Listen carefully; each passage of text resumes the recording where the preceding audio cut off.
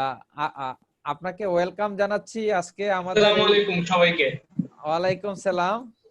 আমাদের এই চমৎকার সেশনে আসলে আমরা অধীর আগ্রহে আছি, মানে সময়টা যাচ্ছিল না। ঠিক আছে, সময়টা জি। যাচ্ছিল না। তো আজকে ওয়েলকাম জানাচ্ছি আজকে আমাদের এই সেশনে।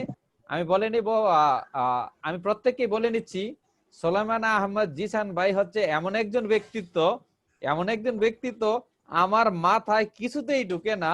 উনি চাকরি করে প্রফেশনে, আবার দেখি করোনা ভাইরাসের রোগীদের নিয়ে দৌড়াদৌড়ি, আবার দেখি মানুষের ত্রাণ নিয়ে দৌড়াদৌড়ি, আবার ওয়ার্ল্ডের 100-200 দেশের মানুষের সাথে প্রতিদিন অনলাইনে মিটিং করে।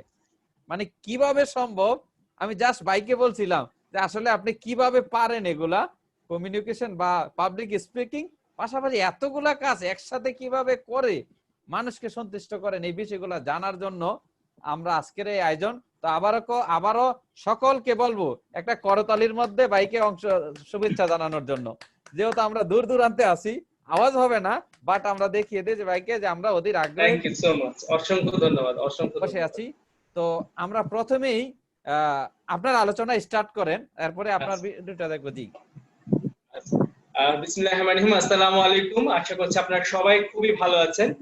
অসংখ্য ধন্যবাদ শাহাদাত ভাইকে এত চমৎকার একটা আয়োজনে আমাকে সম্পৃক্ত করার জন্য। প্রথমে আমি আমার পরিচয় দিয়ে নিচ্ছি। আমি মোহাম্মদ সোলাইমান আহমেদ জিশান। আমি বর্তমানে কর্মরত আছি বাংলাদেশের অন্যতম আইটি প্রতিষ্ঠান গ্লোবাল ব্র্যান্ড প্রাইভেট লিমিটেডে একটা সফটওয়্যার ডিপার্টমেন্টের দায়িত্বে আছি। এর পাশাপাশি আমি পাবলিক স্পিকিং করছি দীর্ঘদিন ধরে, এবং সারা বাংলাদেশে প্রায় 5,000-এর উপরে মানুষকে আমি প্রশিক্ষণ দিয়েছি বিভিন্ন বিষয়ে, এবং 500-র উপরে প্রোগ্রামে আমি প্রেজেন্টিং করেছি। দেশে এবং দেশের বাইরেও, ব্যাংককে, নেপালেও আমার কাজ করার সুযোগ হয়েছে, ট্রেনিং দিয়েছি সেখানেও, এবং এখনো প্রতিনিয়ত কাজ করছি। আসলে আমি নিজেকে কর্মী হিসেবে পরিচয় দিতেই ভালোবাসি, যেহেতু আমি একজন মার্কেটিং এবং সেলস পার্সন। এটাও আমার পরিচয় যে আমি একজন বিক্রয় কর্মী। তো যেহেতু বিক্রয় কর্মী, সুতরাং বিক্রয়ের জন্য আমাকে কথা বলতে হয়, কারণ কথা না বললে তো আসলে সেলস হবে না। তো সে কারণে আসলে নিজেকে কিভাবে বিক্রি করা যায় সেটার বেস্ট ওয়ে কিন্তু হচ্ছে এই যে কথা বলা, একটু সুন্দরভাবে কথা বলা। যে সবচাইতে সুন্দরভাবে কথা বলতে পারে তাকেই কিন্তু সবাই গ্রহণ করে, তার কথাটাই কিন্তু সবাই নেয়, তার কথাটা সবাই শুনে হৃদয়ে ধরে রাখে।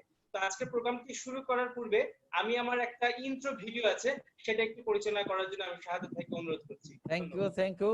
জিসান ভাই, আমি আরেকটা কথা বলে নেই, এখানে কিন্তু কলকাতা থেকে, ইন্ডিয়া থেকে অনেকে অ্যাটেন্ড করছে, কারণ আমাদের সহযোগী ইন্ডিয়াতেও কিছু চমৎকার। আছে। ঠিক আছে। অসংখ্য অসংখ্য জি ধন্যবাদ। জি। আমি আপনার ভিডিওতে চলে যাচ্ছি।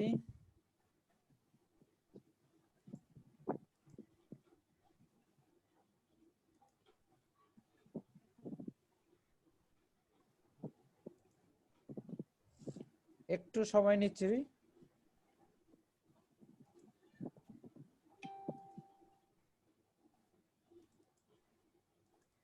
1 minute.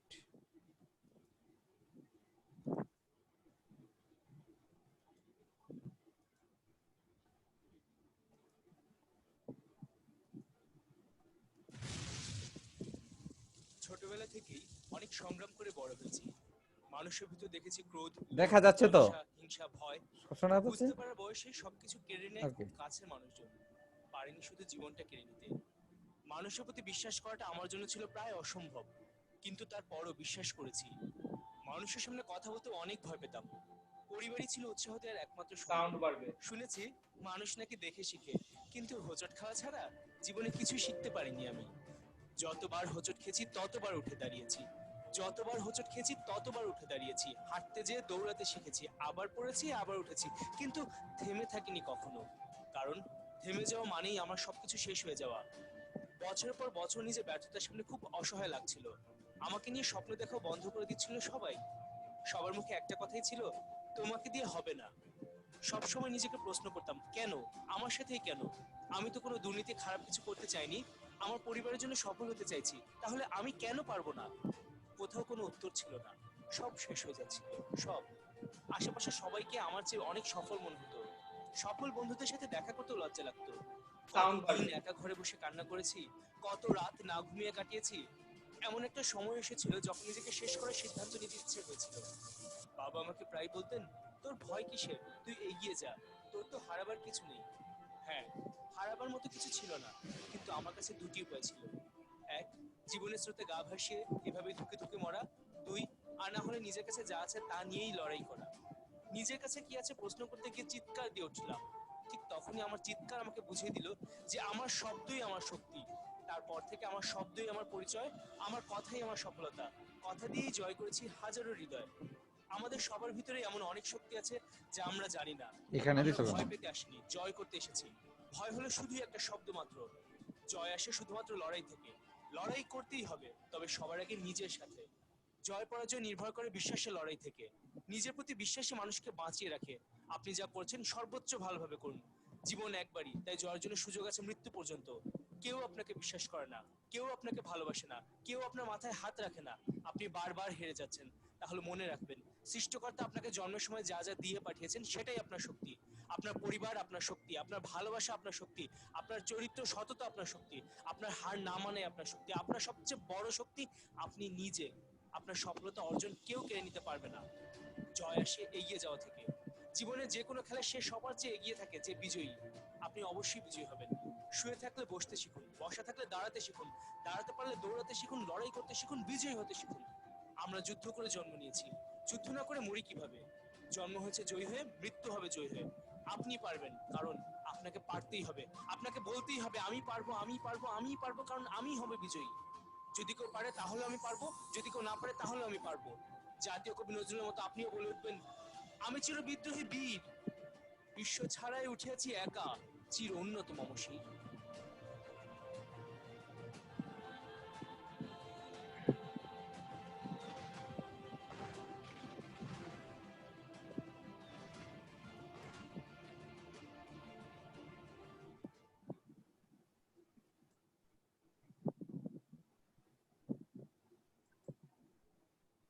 Thank you so much, খুবই ভালো লাগলো। জিসান ভাই, আপনি কিছু বলার নেই, শুরু করুন। আচ্ছা, ধন্যবাদ। যদিও সাউন্ড কম ছিল, অনেকে হয়তো শুনতে পায়নি ভিডিওটা ঠিক মতো। তো যাই হোক, আমার শব্দ কি সবাই শুনতে পাচ্ছেন? জাস্ট একটু ভার্চুয়ালি একটু হাতটা দিন যে শুনতে পাচ্ছেন সবাই। ওকে, অসংখ্য ধন্যবাদ। আমাদের সাথে যারা উপস্থিত আছেন, আমি একটু দেখে নিই সবাই অ্যাক্টিভ আছেন কিনা। আমি কয়েকজনের নাম উচ্চারণ করব, দেখবো যে তারা সবাই হাত তুলছেন কিনা। আমি নাম বলছি Imran Ali. Imran Ali, okay, nice, thank you so much.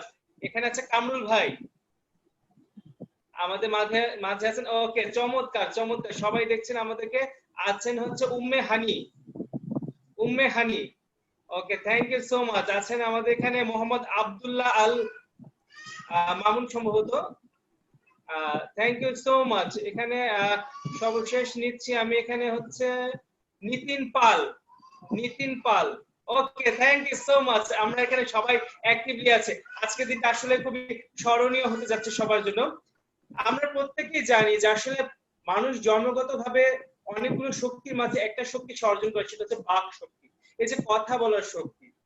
পৃথিবীতে সবাই কিন্তু আসলে কথা বলার এই শক্তিটা পায় না, কিন্তু যারা পায় তারাই কিন্তু সৌভাগ্যবান। কারণ এই যে মনের ভাব প্রকাশে একটা ক্ষমতা সৃষ্টিকর্তা আমাদেরকে দিয়েছেন, এই মনের ভাব প্রকাশে কিন্তু সঠিক প্রয়োগ করা প্রয়োজন। আমরা জানি, বিজ্ঞানীরা বলেছেন যে মানুষ এবং শিম্পাঞ্জির মাঝে নাকি মাত্র 2% পার্থক্য। সেটা কি? সেটা হচ্ছে এই যে মনের ভাব প্রকাশ করার যে ক্ষমতা আমাদের আছে, আবেগ প্রকাশ করার যে ক্ষমতা, এইটার কারণেই হচ্ছে মানুষ এবং শিম্পাঞ্জির মাঝে এইটাই পার্থক্য। শিম্পাঞ্জি এটা পারে না, বাট মানুষ পারে। তো আমি আমাদের এই ট্রেনিং সেশনটা শুরু করতে যাচ্ছি। সবাইকে বলছি, আজকে ট্রেনিং সেশনটি হতে যাচ্ছে আপনার জীবনের অন্যতম একটি ট্রেনিং সেশন। কারণ আমি আসলে কথার চেয়ে কাজে বিশ্বাসী, এবং যে টিপস গুলো আমি আপনাদেরকে দিব প্রত্যেকটা প্র্যাকটিক্যালি প্রুফ। এবং আমার বিশ্বাস এই সেশনটা করার পরবর্তীতে আপনাদের অনেকের মাঝে জড়তা যেটা ছিল সেটা কেটে যাবে, ভয় কেটে যাবে, এবং যে গ্লসোফোবিয়া, কথা বলার যে ভয়, এই ভয়টা অনেকাংশে কেটে যাবে। তো আমি শাহাদাত ভাইকে অনুরোধ করছি আমাদের স্লাইড প্রেজেন্টেশনটি শুরু করার জন্য। ধন্যবাদ। Thank you, thank you. আমি শুরু করছি এখনই। আমি নেক্সট বললে নেক্সট স্লাইডে যাবেন ভাই। জি জি জি, লাল বাসায় যাব, আমরা একটা লাল বাসায়। 1 মিনিট।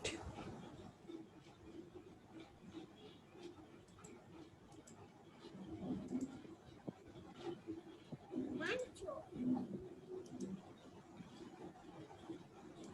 আলু আশা করি স্লাইডটা দেখা যাচ্ছে। হ্যাঁ, চমৎকার। জি, থ্যাংক ইউ। Most welcome. তো আমরা শুরু করতে যাচ্ছি the art of public speaking and communication skills এই প্রোগ্রামটি। এই প্রোগ্রামে আপনাদেরকে আবারও অনেক অনেক বেশি সাদর সম্ভাষণ ও শুভেচ্ছা জানাচ্ছি। আমরা আমাদের প্রথম স্লাইডে চলে যাই। পৃথিবীতে বলা হয় যে মানুষ যে ভয়গুলা পায় সেটাকে যদি আমরা সিরিয়াল ওয়াইজ দেখি তাহলে প্রথম 10টি ভয়ের মধ্যে মৃত্যু, যেটাকে প্রত্যেকটা মানুষ ভয় পায় বলি, সেটাও কিন্তু আছে 6 নম্বরে। এবং পাবলিক স্পিকিং এ কথা বলার যে ভয়টা, এটা আছে 2 নম্বরে। এবং উড়ার যে ভয়, ফ্লাইং, এটা হচ্ছে 1 নম্বরে। তাহলে আমরা কি দেখতে পাই যে পৃথিবীতে মানুষ মৃত্যুকেও ভয় পায়, পাবলিক স্পিকিং এর চেয়ে কম। পাবলিক স্পিকিং এর সময় এত বেশি ভয় পায়। এই ভয়টা আসলে আসে আমাদের রিজেকশনের ভয় থেকে। ছোটবেলা থেকে আমরা আমাদের মনের কথা প্রকাশ করতে ভয় পাই, অধিকারের কথা বলতে ভয় পাই। আমি সবাইকে অনুরোধ করব আমার সেশন যতক্ষণ চলবে আপনি একটু মিউট করে রাখবেন। আচ্ছা আচ্ছা, আমি একটু সেন্ট্রালি মিউট করে দিচ্ছি জিসান ভাই। জি জি, thank okay, you so much. আমাকে আনমিউট রাখেন। জি জি, আপনাকেও রাখতেছি। ওকে, একটু আপনি আবার নিজেকে ইয়ে করেন। ওকে, থ্যাংক ইউ সো মাচ। তো যেটা বলছিলাম আর কি, পাবলিক স্পিকিং, কথা বলার ভয়, রিজেকশনের ভয়। অনেকে দেখা যায় সারা জীবন একজনকে ভালো লাগার কথাটাও কিন্তু বলে না, সে তার মনের মধ্যে লুকিয়ে রাখে, কারণ সে রিজেকশনের ভয় পায়, প্রত্যাখ্যানের ভয়। নয়েজ আসছে কোথাও থেকে। কোথাও। আচ্ছা, এটা এক মিনিট, আবারও কেন হচ্ছে বুঝতেছি না।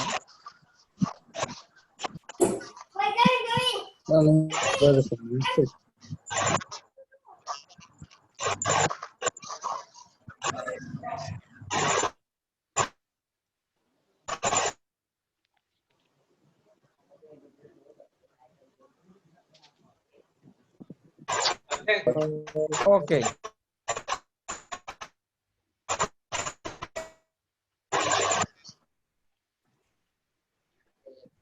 ওকে, আচ্ছা, থ্যাংক ইউ সো মাচ। তো দ্বিতীয় যে ভয়টি বলছি পাবলিক স্পিকিং এরই। তো আজকে আমরা এই ভয়টাকে দূর করার জন্যই কিন্তু মূলত কাজ করব। তো সে কারণে শুরু করতে যাচ্ছি আমাদের মূল প্রশিক্ষণ। Next slide please. আচ্ছা, কেউ একজন কথা বলছেন, একটা বাচ্চার গলা শোনা যাচ্ছে। আচ্ছা, থ্যাংক ইউ সো মাচ। প্রাথমিক ধারণা, উপস্থাপনা এবং প্রেজেন্টেশন কি, প্রেজেন্টার এবং স্পিকার কি। আমরা প্রত্যেকে জানি যে যিনি একটা অনুষ্ঠান উপস্থাপনা করেন তাকে বলা হয় উপস্থাপক। এর মানে হচ্ছে একজন উপস্থাপক যখন কোনো কিছু উপস্থাপন করেন সেটাই হচ্ছে উপস্থাপনা। তো উপস্থাপক যেটা উপস্থাপন করেন সেটা হচ্ছে উপস্থাপনা। তাহলে এখানে উপস্থাপক, উপস্থাপক এবং উপস্থাপনা তিনটে জিনিসই কিন্তু একই সূত্রে গাঁথা। আমরা যেখানে যে সময় যে কথাই বলি না কেন, প্রত্যেকটা সময় কিন্তু আমরা নিজেকে প্রেজেন্ট করি। অনেক সময় দেখা যায় বাসার মধ্যে আপনার কথা কেউ শুনছে না, কিন্তু যে ব্যক্তিটি খুব ভালো করে কথা বলতে পারে তার কথা সবাই শুনছে। আপনার অফিসেও আপনার কোন একজন কলিগ বসকে খুব দ্রুত ম্যানেজ করতে পারে, কারণ তার কথা বস মন দিয়ে শুনে, তার কথা অনেকে কলিগরাও শুনে। বন্ধুদের আড্ডায়ও এমন এক বন্ধু থাকে যে বন্ধুর কথাই সবাই খুব মনোযোগ সহকারে শুনে। এর কারণ কি? এর কারণ হচ্ছে তার উপস্থাপনাটা একটু ভিন্ন, একটু সুন্দর। সে জানে তার সামনে যেই থাকুক সেই ব্যক্তিটিকে কিভাবে সে কথার মাধ্যমে মন জয় করতে পারবে। এটাই হচ্ছে উপস্থাপন এবং প্রেজেন্টেশন। একজন উপস্থাপক যে জিনিসটা উপস্থাপন করেন সেটাই হচ্ছে উপস্থাপনা। উপস্থাপন করতে হলে আপনার নিজেকে ভাবতে হবে যে হ্যাঁ, আমি একজন উপস্থাপক, এবং আপনার উপস্থাপনটা যদি ভালো হয় তাহলে আপনার উপস্থাপনাটাও ভালো। উপস্থাপন মানে হচ্ছে আপনার যে কন্টেন্ট, আপনি যে জিনিসটা প্রকাশ করবেন সে বিষয়বস্তু, প্রত্যেকটা বিষয় যেন চমৎকার ভাবে গোছানো থাকে। প্রেজেন্টার এবং স্পিকার কি? আমাদের মাঝে আজকাল অনেকেই প্রশ্ন করেন যে প্রেজেন্টার এবং স্পিকারের মধ্যে পার্থক্য কি। কারণ আজকাল কিন্তু আমরা বিভিন্ন প্রোগ্রামে দেখি যে ট্রেনিং সেশনের স্পিকার, তারপর বিভিন্ন প্রোগ্রামের একজন টিভি স্পিকার, মোটিভেশনাল স্পিকার, বিভিন্ন রকমের স্পিকার। এই যে বক্তা এবং প্রেজেন্টারের মধ্যে পার্থক্য কি? একজন প্রেজেন্টার, একজন উপস্থাপকের হাতে পুরো প্রোগ্রামটা থাকে। হতে পারে 1 ঘন্টা, 8 ঘন্টা, 3 ঘন্টা, 4 ঘন্টা। আজকের এই পুরো প্রোগ্রামের জন্য আছেন আমাদের মাঝে অত্যন্ত চমৎকার একজন উপস্থাপক শাহাদাত ভাই। উনি হচ্ছেন প্রেজেন্টার, উনি পুরো প্রোগ্রামটা কন্ট্রোল করছেন। আর আমি হচ্ছি স্পিকার, যে আমি কথা বলছি। এটি হচ্ছে প্রেজেন্টার এবং স্পিকারের মধ্যে পার্থক্য। প্রেজেন্টার যে কোনো সময় যে কোনো বিষয়ে উনি কথা বলতে পারেন এবং পুরো প্রোগ্রামটাকে কন্ট্রোল করতে হয়। একজন স্পিকার কোন একটা নির্দিষ্ট বিষয়ে কিন্তু কথা বলেন, এটা কিন্তু একটা বোঝার ব্যাপার আছে। আমরা সাধারণত যে সমস্ত প্রোগ্রামে কথা বলতে চাই অবশ্যই একটা উপলক্ষ হতে হবে, হতে পারে একটা বিশেষ দিন, হতে পারে রাষ্ট্রীয় কোনো বিশেষ দিন, উল্লেখযোগ্য দিন, সংগঠনের বা আপনার অফিসে কোনো একটা ইম্পর্টেন্ট ডে হতে পারে। তো বিভিন্ন সময় একটা গুরুত্বপূর্ণ দিন উপলক্ষে কিন্তু স্পিকাররা কথা বলতে যায় বা একটা গুরুত্বপূর্ণ টপিক, সুতরাং সেটা কিন্তু তারা আগে থেকে গুছিয়ে নেয়, সে ব্যাপারে জ্ঞান অর্জন করে, তারপরে ওই ব্যাপারে কিন্তু সে ডেলিভারিটা দেয়। বাট একজন উপস্থাপকের মাথায় কিন্তু থাকতে হয় পুরো প্রোগ্রামটাকে কিভাবে উনি প্রেজেন্ট করবেন এবং সফল করবেন। একটা প্রোগ্রামে 10 জন স্পিকারের মধ্যে দেখা যায় 5 জন হয়তো খুব ভালো কথা বলেছে, স্পিকার কিন্তু 5 জন সফল হয়ে গেছে, কিন্তু বাকিরা যদি ভালো মতো কথা বলতে না পারে তাহলে কিন্তু প্রেজেন্টার কিন্তু ব্যর্থ হয়ে যাবে। তো প্রেজেন্টারকে কিন্তু সেই সময় সজাগ থাকতে হয়। সেটাই হচ্ছে স্পিকারের যে প্রেজেন্টারের দায়িত্ব একটু বেশি থাকে, কিন্তু স্পিকারের দায়িত্ব কম নয়। সে তার নিজেকে সফল করতে হলে সফল একটা প্রেজেন্টেশন তাকে দিতে হবে, সফলভাবে প্রত্যেকটা কথা তাকে দর্শকের হৃদয় ছুঁয়ে দিতে হবে। আমাদের নেক্সট স্লাইডে যাচ্ছি। স্পিকার, স্পিকারের যদি আমি ফুল ফর্মটা দেখি, প্রত্যেকটা অক্ষরকে যদি আমি আলাদা আলাদা ভাবে একটু বিশেষায়িত করি, সেটা হচ্ছে স্পিকার, SPEAKER, এস এ হচ্ছে স্টিমুলেটিং। স্টিমুলেটিং মানে হচ্ছে উত্তেজনা থাকতে হবে আপনার মধ্যে। আপনি একজন খুব ভালো উপস্থাপক, আপনি একজন ভালো প্রেজেন্টার, কিন্তু আপনার কথা শুনলে দর্শক বোর হয়ে যায়, দর্শক ঘুমিয়ে পড়ে, দর্শক আপনার দিকে তাকায় না, অন্য দিকে তাকিয়ে থাকে। এর মানে হচ্ছে আপনি দর্শকের মাঝে উত্তেজনা ছড়াতে পারছেন না। উত্তেজনা ছড়াতে চাইলে কি করতে হবে? আপনার নিজেকে সেরকম উত্তেজনা আপনার বোধ করতে হবে। তাদের মাধ্যমে এমন কিছু ও মাই গড।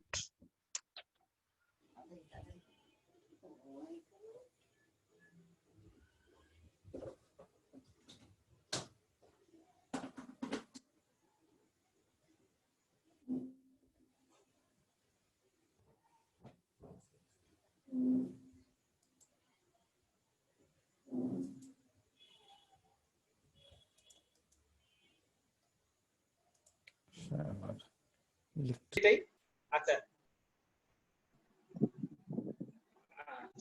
আর সবাই শুনতে পাচ্ছেন? জাস্ট একটু হাত তুলুন, সবাই শুনতে পাচ্ছেন কিনা ঠিক মতো আমাকে।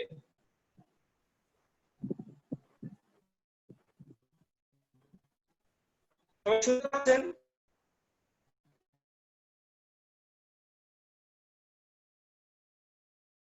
Thank you so much.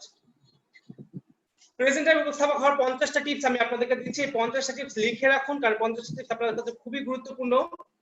একটু আগে আমি যেটা বলছিলাম যে স্পিকারের বিষয়টা, SPEAKER, আমরা বলছিলাম লাস্টে পি পর্যন্ত পজিটিভ, এবং হচ্ছে পরবর্তীতে হচ্ছে ইতে ইফেক্টিভ। যে ইফেক্টিভ কথাবার্তা বলতে হবে, গ্রহণযোগ্য কথাবার্তা বলতে হবে, অগ্রহণযোগ্য কথাবার্তা বলা যাবে না। যে কথাটা ইফেক্টিভ, যে কথাটা মানুষজন শুনবে, আপনার কাজে লাগবে, তাদের কাজে লাগবে, সেই ইফেক্টিভ কথা বলতে হবে। এতে হচ্ছে এইম,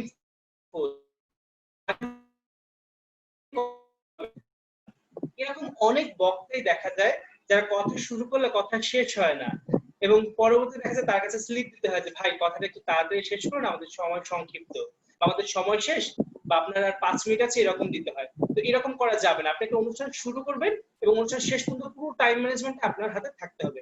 কিন্তু হচ্ছে নলেজেবল, আপনার জ্ঞান থাকতে হবে যে আপনি যে কথাটা বলছেন, যে কাজগুলো করছেন, প্রত্যেকটা যেন জ্ঞান সম্পন্ন হয়, কিন্তু জ্ঞানে জ্ঞানে যেন গন্ডগোল না হয়।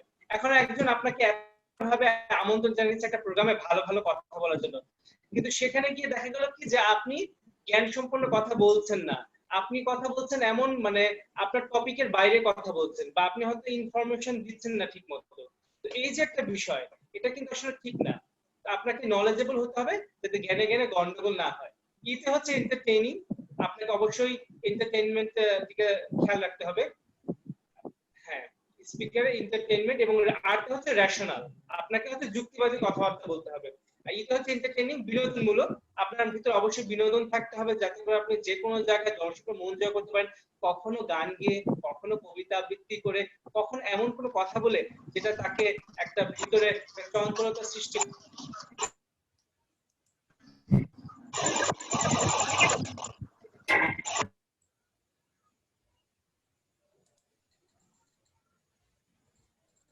আরটা হচ্ছে রেশনাল, যুক্তিবাদী, মানে হচ্ছে আপনাকে অবশ্যই যুক্তিসম্মত কথা বলতে হবে, যুক্তি ছাড়া কথা বলা যাবে না। Next slide please.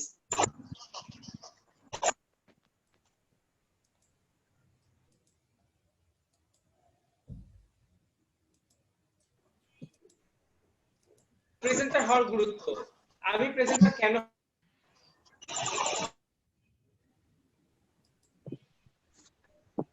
আচ্ছা প্রেজেন্টার হওয়ার গুরুত্ব, আপনি কেন প্রেজেন্টার হতে চান? আমরা প্রত্যেকে প্রেজেন্টার হতে চাই বিধায় কিন্তু আমরা এখানে এসেছি, তাই না? আজকে এখানে আমি দেখছি 113 জন উপস্থিত হয়েছে। এই যে 113 জন ব্যক্তিত্ব, আপনারা কিন্তু চান যে প্রেজেন্টার হতে, ভালো মতো কথা বলতে, যাতে প্রত্যেকটা জায়গায় গিয়ে কিন্তু আপনি নিজেকে তুলে ধরতে পারেন। এটা কিন্তু গুরুত্ব অনেক। দেখেন ভাই, বর্তমান যুগে আমরা কিন্তু জানি প্রথমে দর্শনধারী, তারপর গুণ বিচারী। আমরা আগে দেখি একটা মানুষের কথা কেমন, কথা শুনতে কেমন লাগে। আপনি অনেক ওয়েল ড্রেসড স্মার্ট ভাবে একটা প্রোগ্রামে গেছেন, বাট কথা বলতে গিয়ে আপনি ঘাবড়াচ্ছেন, আপনি বক্তব্য দিতে পারছেন না, তাহলে কিন্তু কখনোই আপনাকে কেউ একজন স্মার্ট মানুষ হিসেবে মেনে নিবে না, আপনাকে আনস্মার্ট ভাবে নিবে। একটা ভালো কথা বলতে না পারাও কিন্তু আনস্মার্টনেস। একটা জায়গায় আপনাকে একটা প্রশ্ন করা হলো, প্রশ্নের উত্তর দিতে পারলেন না, ইন্টারভিউ বোর্ডে গিয়ে একটা জানা প্রশ্নের উত্তর আপনি দিতে পারছেন না, আপনার হাত পা কাঁপছে, এটা কিন্তু স্মার্টনেস না, এটা আনস্মার্টনেস। আপনাকে যদি স্মার্ট হতে হয়, অবশ্যই কিন্তু কথা বলতে জানতে হবে, শুদ্ধভাবে কথা বলতে জানতে হবে। আপনি কেন প্রেজেন্টার হতে চান? কারণ আপনি চান আপনার জীবনে সফল হতে, আপনি চান আপনার পরিবার যেন আপনার কথাকে গুরুত্ব দেয়, আপনি চান আপনার ভালোবাসার মানুষ যেন আপনার কথাকে গুরুত্ব দেয়, আপনি চান আপনি চাকরিতে গিয়ে আপনার বস যেন আপনার কথা শুনে, আপনি চান সারা পৃথিবীর মানুষ যেন ইউটিউবে আপনার ভিডিও দেখে, আপনার কথা শুনে, ফেসবুকে আপনার লাইভ ভিডিও দেখে, সবাই যেন আপনার কথা শুনে। সেটাই হচ্ছে ইম্পর্টেন্ট, সেটার জন্যই আপনি চাচ্ছেন প্রেজেন্টার হতে। Next slide please.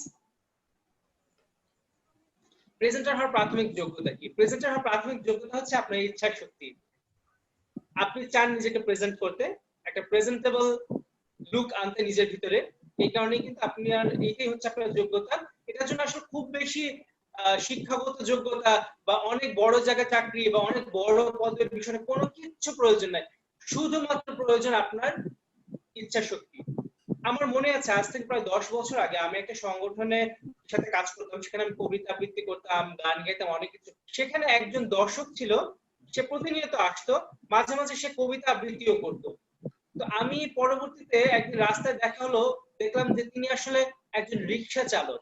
আমি খুব অবাক হলাম, একজন রিক্সা চালক এত সুন্দর কবিতা আবৃত্তি করতে পারে, এত সুন্দর করে কথা বলতে পারে, আমার চেয়ে অনেক ভালো। পরে ওনার সাথে আমি ওনার গ্যারেজে গেলাম, রিক্সার গ্যারেজে গিয়ে দেখলাম তার রিক্সার গ্যারেজের উপরে একটা বড় তাক আছে, সেখানে অসংখ্য বই। তিনি রিক্সাও চালান, পরবর্তীতে তিনি বই পড়েন, লেখালেখি করেন।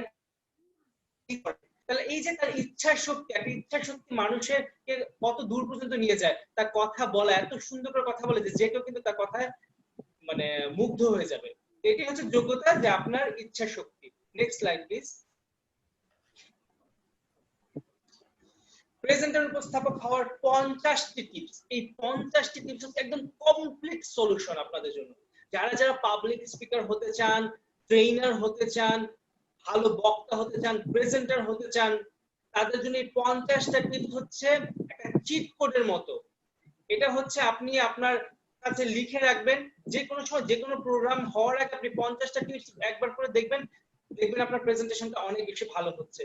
তো আমি শুরু করছি আমার আজকের এই 50টি টিপস দিয়ে। প্রথমটি হচ্ছে পরিষ্কার, স্পষ্ট, শুদ্ধ উচ্চারণ। পরিষ্কার ভাবে কথা বলা, অপরিষ্কার ভাবে না। আপনার কথা যেন শুনতে ভালো লাগে, প্রত্যেকটা শব্দ যেন শ্রুতি মধুর হয়, আপনার কথা যেন সবাই নিতে পারে, কোনো কথা যেন মানে বাদ পড়ে না যায়, স্পষ্ট, শুদ্ধ। দেখুন, আমরা যখন কোনো একটা ল্যাঙ্গুয়েজ শিখতে যাই, ইংরেজি, স্প্যানিশ, ফ্রেঞ্চ বা যে কোনো ভাষা, আমরা কিন্তু 4টে স্কিল ডেভেলপ করি। কোনগুলা? Reading, writing, listening, speaking. 4টি স্কিল আমরা ডেভেলপ করতে চাই। তো প্রথমে হচ্ছে কি, রিডিং, ভালো করে পড়তে জানি কিনা। কারণ অনেক সময় পড়তে যদি ভুল করি, তাহলে কিন্তু বলতেও ভুল করব, লিখতেও ভুল করব। ঠিকমতো পড়তে জানি কিনা, উচ্চারণ করে। আমি ঠিকমতো লিখতে জানি কিনা, কারণ লেখাটা এবং বলাটা দুটোই আমাদের এই একই ব্রেন থেকে আসে। যে ভালো লিখতে জানে সে ভালো বলতে পারে, কারণ লেখার সময় গুছিয়ে লিখতে হয়, সেটাও ব্রেন থেকে আসে। বলার সময় গুছিয়ে বলতে হয়, সেটাও ব্রেন থেকে। তো ব্রেনে যখন জিনিসটা গোছানো হয়, তখনই কিন্তু সেটা বের হয়। তাহলে ভালো পড়তে জানা, ভালো লিখতে জানা এবং হচ্ছে ভালো শুনতে জানা। আপনি যদি প্রশ্নটা ঠিকমতো না শুনেন, আপনি কিন্তু উত্তর দিতে পারবেন না। তা আপনার কথাটাও যেন একজন মানুষ ঠিকভাবে শুনতে পারে, সে কারণে কিন্তু আপনার ভালো শুনতে জানতে হবে, যে আপনি ভালো শুনবেন তাহলে কিন্তু বুঝবেন, তাহলে আপনি উত্তরটা দিতে পারবেন। এবং আপনি যখন জিনিসটা ভালো মতো বুঝে উত্তরটা দিবেন সুন্দরভাবে, তাহলে আরেকজন সুন্দরভাবে শুনতে পারবে।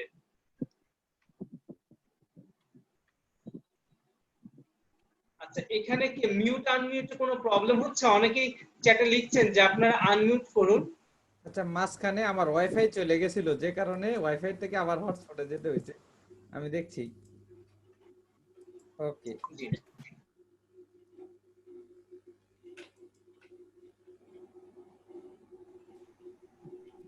আচ্ছা, অসংখ্য ধন্যবাদ। এখন কি সব ঠিক আছে? সবাই একটু হাত মিলে বলুন সব ঠিক আছে?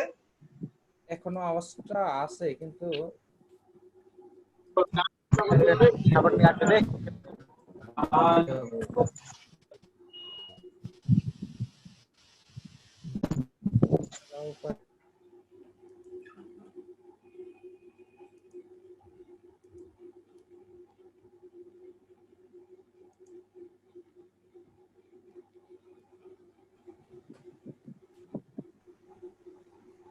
আচ্ছা, ওকে, এখন ঠিক আছে?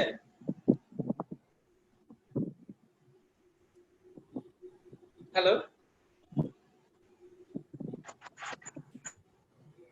এখন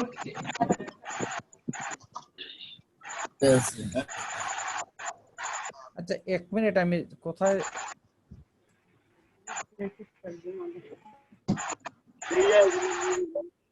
বস নেটের প্রবলেম দেখাচ্ছে।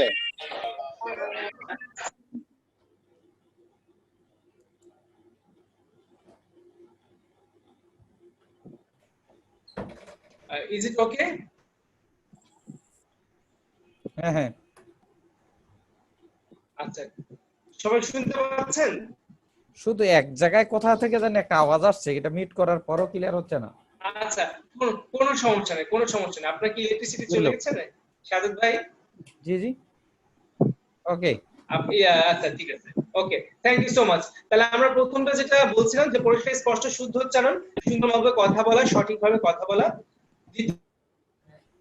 মিষ্টি কণ্ঠ এবং চমৎকার বাচনভঙ্গি।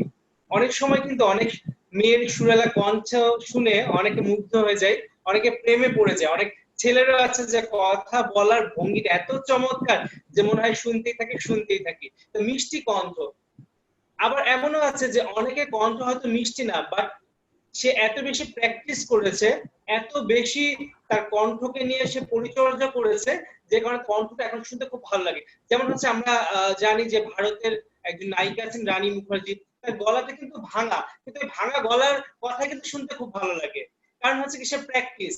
তো ওনার ওই ভাঙা ভয়েসে কিন্তু আমাদের কাছে শুনতে খুবই ভালো লাগে। তো এরকম দেখা গেছে যে আপনার কণ্ঠটা যেমনই হোক, আপনি যদি প্রতিনিয়ত প্র্যাকটিস করেন, তাহলে আপনার গলার ভয়েস টোনটা অনেক বেশি ভালো হবে।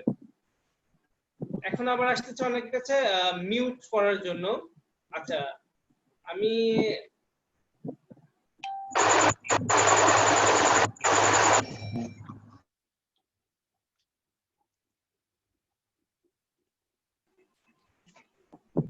আচ্ছা, হ্যালো এভরিওয়ান। আমি জানি না আর কে কিভাবে শুনতে পাচ্ছে কিনা। শোনা যাচ্ছে, শোনা যাচ্ছে।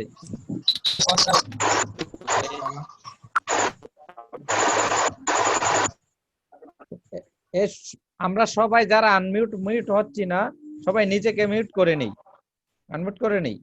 কোথায় থেকে জানি। আমি সবাইকে অনুরোধ করছি ভাই, যেহেতু আজকে ইম্পর্টেন্ট একটা সেশন, আপনারা নিজ উদ্যোগে একটু মিউট করে নেন। কারণ হচ্ছে আপনি যদি একটা শব্দ শুনতে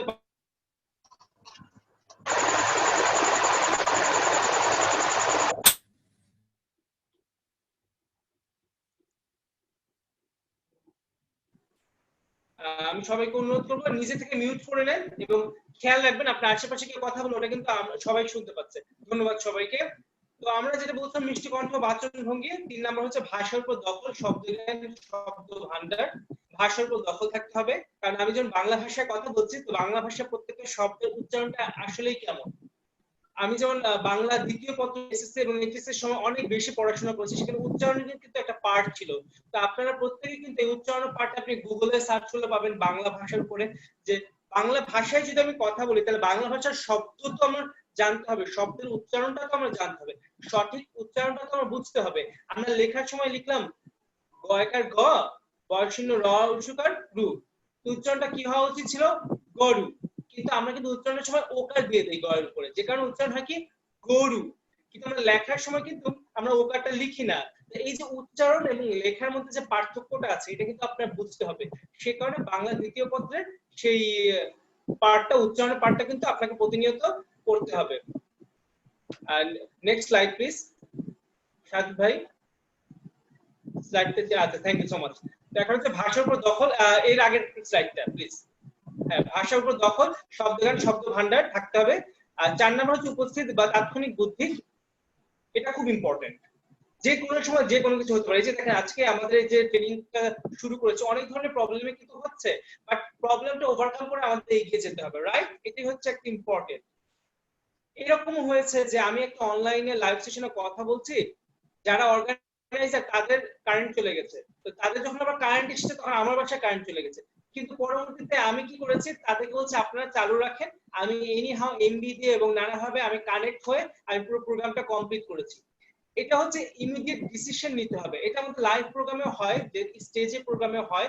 অনেক সময় দেখা গেছে আমি একটা বড় প্রোগ্রামে গেছি, তাদের জেনারেটর কাজ করতেছে না, হঠাৎ করে ব্ল্যাক আউট হয়েছে, কিন্তু তাদের কোনোভাবে লাইটিং করে আমি কিন্তু প্রোগ্রামটা ডান করেছি। অনেক সময় দেখা গেছে একটা বড় প্রোগ্রাম, যেমন ইঞ্জিনিয়ারিং ইনস্টিটিউশনে, বাংলাদেশে অনেক বড় একটা মিলনায়তন আছে ইঞ্জিনিয়ারিং ইনস্টিটিউশনে, সেখানে আমি একটা কোরাস সং গাওয়ার জন্য গিয়েছিলাম, টুকটাক গান করে যেহেতু। তো কোরাস সঙ্গে একটা মেয়েদের পার্ট ছিল, একটা ছেলেদের পার্ট ছিল। স্টেজে যখন আমরা গান গাচ্ছি, স্টেজের সামনে প্রায় 600-700 মতো দর্শক। নোঙ্গর তোলো তোলো, সময় যে হলো হলো, নোঙ্গর তোলো তোলো। তো গান গাওয়ার মাঝখানে হঠাৎ করে ছেলেদের মাইকটা অফ হয়ে যায়। তো মেয়েরা তো গান গাচ্ছে, ছেলেদের মাইক অফ হয়ে গেছে। তো আমরা যারা ছিলাম, আমরা তখন কি করলাম, আমরা একজন আরেকজনের দিকে তাকালাম যে এখন আসলে কি করা যায়। তো যেহেতু দর্শক আমাদের দেখছে, আমরা যদি এখন গানটা বন্ধ করে দিই তাহলে পুরো প্রোগ্রামটাই নষ্ট হয়ে যাবে। আমরা কি করলাম, যেহেতু গানটা আমাদের সবার মুখস্থ আছে, আমরা জোরে জোরে গান গাওয়া শুরু করলাম, এবং মেয়েরাও গান গাচ্ছে, আমরাও গান গাচ্ছি, ব্যাকগ্রাউন্ড মিউজিক বাজছে। পরবর্তীতে আমরা খুব সফলভাবে আমাদের গানটা সমাপ্ত করতে সক্ষম হই। এইটাই ভয় পাওয়া যাবে না, যে কোনো সময় যে কোনো কিছু হতেই পারে। আপনি যদি পজিটিভ মানুষ হন তাহলে এটা আপনি মেনে নেবেন, হতেই পারে। এটা আসলে কারো হাত ছিল না, এটা একটা অ্যাক্সিডেন্ট। সো এটাকে ওভারকাম করতে হবে।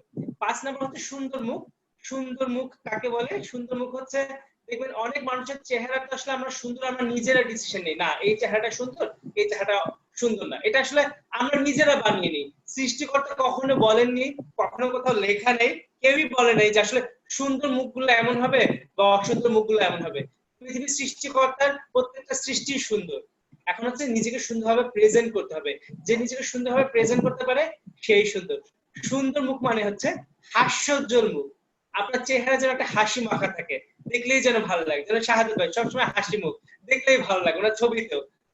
এই যে একটা হাসি মুখ থাকতে হবে, যাতে আপনার সাথে কথা বলতে আসলে মানুষজন আপনাকে ভালোবেসে ফেলে, যে না লোকটা আসলে ভালো মানুষ। 6 নাম্বার হচ্ছে অনুষ্ঠানের মূল বিষয়বস্তুকে গুরুত্ব দেওয়া। আপনি যে বিষয়ে কথা বলতে যাবেন সে কথাটা গুরুত্বটা কি এটা আপনার বুঝতে হবে। একটা গুরুত্বপূর্ণ বিষয় আপনি কথা বলতে গেছেন কিন্তু গুরুত্বহীন কথা বললেন, আপনি কথার বাইরে গিয়ে কথা বললেন, আপনি আপনার নিজের পারিবারিক কথা বললেন, আপনি এমন কিছু কথা বললেন যেটা আসলে সেই টপিকের সাথে কোনো মিলছেই না।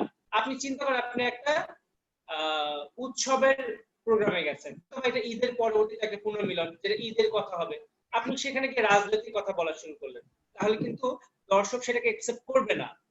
সুতরাং আমাদের যে জায়গায় যে কথাটা বলা উচিত সেই জায়গায় সেই কথাটাই বলবো। অনেকে বলে ঈশান ভাই আপনি তো অনেক ভালো বক্তব্য দেন, আপনার তো অনেক দক্ষতা অনেক যোগ্যতা। আমি বলি ভাই না, কথাগুলো আটকে যাচ্ছে। একজন লিখ বলেছেন, এটা কি সবার জন্য আটকে যাচ্ছে নাকি দুই একজনের জন্য যার নেটে প্রবলেম আছে? মনে হয় নেটের আমি প্রবলেম জানি না। আছে, আমি ক্লিয়ার শুনতেছি। আচ্ছা, থ্যাংক ইউ সো মাচ। সেটা হচ্ছে কথা, আমাকে যদি কেউ জিজ্ঞেস করে যে হ্যাঁ আপনার দক্ষতা যোগ্যতা কি, আমি বলবো যে আমার দক্ষতা যোগ্যতা হচ্ছে এটাই যে আমি জানি কোথায় কার সাথে কিভাবে কোন কথাটা বলতে হবে। এটাই হচ্ছে গুরুত্বপূর্ণ। আপনাকে জানতেই হবে যে কখন কোথায় কার সাথে কিভাবে কোন কথাটা বলতে হবে। পৃথিবীর সমস্ত সফলতা এই কথাটার উপর নির্ভরশীল। আমরা কিন্তু কথা দিয়ে আমাদের সিদ্ধান্ত জানাই। আজকে যদি বিচারক তার মোকদ্দমার রায় দেয়, সে কিন্তু কথার মাধ্যমে রায়টা দিবে, শুধু লেখার মাধ্যমে নয়। তাহলে এই যে প্রত্যেকটা বিষয় আমরা সৃষ্টিকর্তার কাছে দোয়া করি, মনে মনে কথা বলি বা হাত তুলে জোরে জোরে কথা বলি, এই যে মনের ভাব প্রকাশ করে আমরা সবকিছু চাই, এই যে চাওয়াটা যদি হয় চাওয়ার মতো, তাহলে পাওয়াটাও হবে পাওয়ার মতো, সবকিছু হবে সুনিশ্চিত। তো চাইতে হবে পাইতে হলে অনুষ্ঠানের মূল বিষয়বস্তুকে গুরুত্ব দিতে হবে। Next slide please. 7 নম্বর হচ্ছে হাস্যরসবোধ।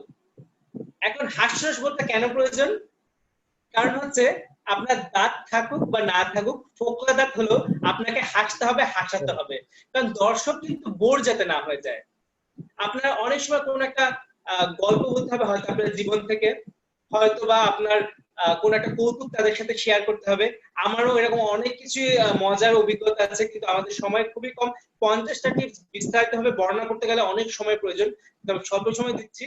এবং ইনশাআল্লাহ আমার একটা পেইড কোর্স করে, ওখানে আমি পুরো বিষয়গুলো বিস্তারিত ভাবে শিখিয়ে দিই সবাইকে। এবং এই হাস্যরসবোধটা প্রত্যেকটা মানুষের থাকা প্রয়োজন। আপনি কথা বলতে যাচ্ছেন, কথা যদি কেউ মজাই না পায়, তাহলে আপনার কথা শুনবে? শুনবে না। এখন আপনি বলেন যে ভাই সব জায়গায় কি তার মজার কথা বলতে হবে? না, আমি তো আগেই বলেছি কখন কোথায় কার সাথে কোন কথাটা বলতে হবে, সব জায়গায় না। কিন্তু বেশিরভাগ সময় দেখা যাবে যে আপনি কথার মধ্যে একটু আনন্দ নিয়ে আসবেন, যাতে সবার শুনতে খুব ভালো লাগে। যেমন আমি যখন কোন একটা প্রোগ্রাম ধরেন দেরি করে গিয়েছি, এখন যদি গিয়ে সবার কাছে প্রথমে যে আমাকে আপনারা মাফ করবেন, আমি আসলে দেরি করে ফেলেছি, ভুল করে ফেলেছি, আমার রাস্তায় জ্যাম ছিল, এইসব বাড়তি কথা যদি বলি দর্শক বোর হয়ে যাবে।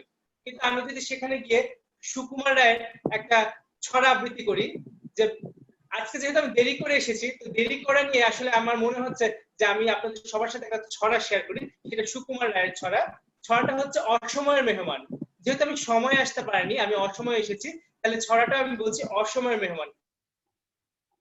সবাই কিন্তু খুবই বিরক্ত হই, কারণ অসময়ে হঠাৎ করে একটা মেহমান চলে আসছে, বলা নাই কওয়া নাই। তো কবি এরকম বিরক্ত হয়েছেন, কবি বলেছিলেন অসময়ের মেহমান ঘরে ঢুকে বসে যান, বইমেলার যতগুলো দিক আছে, তবু তিনি বললেন ঠিক আছে ঠিক আছে। এখন মেহমান যেহেতু চলে এসেছে বাসায়, কবির তো রান্না বান্না করতে হবে, কবি রান্না বান্না করে তাকে খাওয়ানোর ব্যবস্থা করলেন।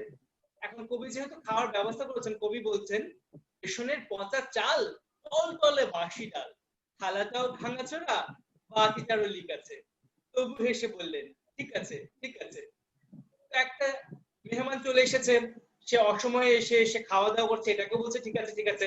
তো আর কতক্ষণ, এখন তার যাওয়ার পালা। কিন্তু যখনই তার যাওয়ার পালা হলো, তখনই ঝমঝম করে বৃষ্টি শুরু হলো। তো বৃষ্টি দেখে মেহমান বলছে মেঘ দেখে মেহমান চাইলেন ছাতা খান, দেখালাম ছাতা তার শুধু কটা ঠিক আছে, তবু হেসে বললেন ঠিক আছে ঠিক আছে। তাহলে জীবনে যত বাধা বিপত্তি আসুক না কেন, আপনি দেরিতে যান বা তাড়াতাড়ি যান, সব সময় কিন্তু আমাদেরকে বলতে হবে পজিটিভলি ঠিক আছে ঠিক আছে। তো আজকের সেশনটা নিশ্চয়ই আপনাদের সবার জন্যই ঠিক আছে। তো এরকম ভাবে হাস্যজ্জ্বল ভাবে কথাগুলো বলতে হবে, যাতে করে সবাই একটু মজা পায়, একটু দেখে। আমার মনে হয় স্লাইডটা যদিও চলে গেছে, আমি তারপরে স্লাইডটা আবার ফিরে এসেছি। হাস্যরসবোধ। 8 নম্বর হচ্ছে বই পড়া, সংবাদপত্র পড়া, খুব খুব বেশি গুরুত্বপূর্ণ। আমরা কারণ কি আমরা প্রত্যেকে তো আপডেটেড থাকতে চাই, আমরা দেশের খবর জানতে চাই, মিডিয়ার খবর জানতে চাই, কোন একটা গুরুত্বপূর্ণ বিজ্ঞাপন দেখতে চাই। তো এই বিষয়গুলো যদি আমি একটু বাসায় জোরে জোরে প্র্যাকটিস করে পড়ি, তাহলে কিন্তু আপনার উচ্চারণটা ভালো হয়ে যাবে। আমি 2005 সালে যখন নিউজ প্রেজেন্টেশন কোর্সে ভর্তি হয়েছিলাম ঢাকা বিশ্ববিদ্যালয়ের বিশ্বকলা কেন্দ্রে, তখন আমি একটা জিনিস সবচাইতে বেশি করেছি, সেটা হচ্ছে প্রতিদিন 2 ঘন্টা করে উচ্চারণ করে দৈনিক পত্রিকা পড়তাম বাসায়। প্রতিদিন সংবাদপত্র পড়তে হবে। এখন আমি নিউজ প্রেজেন্টার হতে চাই ইলেকট্রনিক মিডিয়াতে, তো বাসাতে হতে সমস্যা কোথায়? আপনি বাসাতে একজন সংবাদ পাঠক হয়ে যান, আপনি একটা ঘরে সুন্দরভাবে নিজেকে পরিপাটি করে সংবাদপত্র পড়ে সংবাদ পাঠক হয়ে যান। আপনি প্রতিদিন সংবাদপত্র পড়ুন সংবাদ পাঠকের মতো, দেখবেন আপনার কথার অনেক পরিবর্তন চলে আসবে। প্রতিদিন বই পড়বেন এবং উচ্চারণ করে পড়বেন, আপনার জ্ঞানও হলো, কথার চর্চাও হলো। অনেক সময় দেখা যায় আমি দরজার কোনায় গিয়েও আমি বই পড়েছি, কারণ কি দরজার কোনায় গিয়ে পড়লে একটা ইকো হয়, একটা প্রতিধ্বনির মতো, সেটা আমি শুনি যে আমার প্রত্যেকটা কথা শুনতে কেমন লাগে। প্রতিদিন বই পড়তে হবে, সংবাদপত্র পড়তে হবে। 9 নম্বর হচ্ছে সাধারণ জ্ঞান। সাধারণ জ্ঞান মানে কমন সেন্স। কিন্তু কমন সেন্স সবার জন্য কমন না, অনেকের জন্য আনকমনও। কমন সেন্স এমন একটা ফুল যা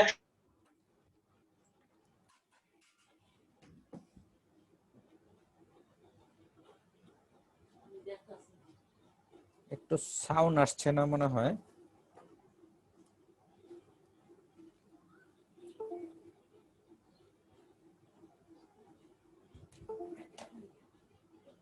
পিক ফেলবেন না, কারণ কি পানের পিক ফেললে রাস্তাটা নোংরা হচ্ছে। এটা হচ্ছে কমন সেন্স। নোংরা হলে আশেপাশে মানুষের জন্য অসুবিধা হবে। আপনি একটা জায়গায় গেছেন, অনেক মানুষ বসা আছে, যেহেতু করোনা কাল, আপনি সেখানে গিয়ে একটা জোরে কাশি দিয়ে ফেললেন। এর মানে কি করলেন? প্রত্যেকটা মানুষ আরো ভীত সন্ত্রস্ত হয়ে গেল, তবে এর মাধ্যমে তার মধ্যে রোগ জীবাণু থাকতে পারে। এটা হচ্ছে একটা কমন সেন্স।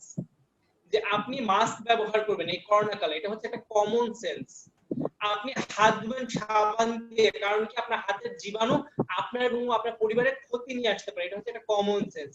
তো সেরকম কথা বলার সময় খেয়াল রাখতে হবে মুখ থেকে এমন কোনো কথা যেন বের না হয় যাতে একটা মানুষ কষ্ট পায়, একটা মানুষের কাছে খারাপ লাগে, একটা মানুষ আপনাকে ভুল বুঝে।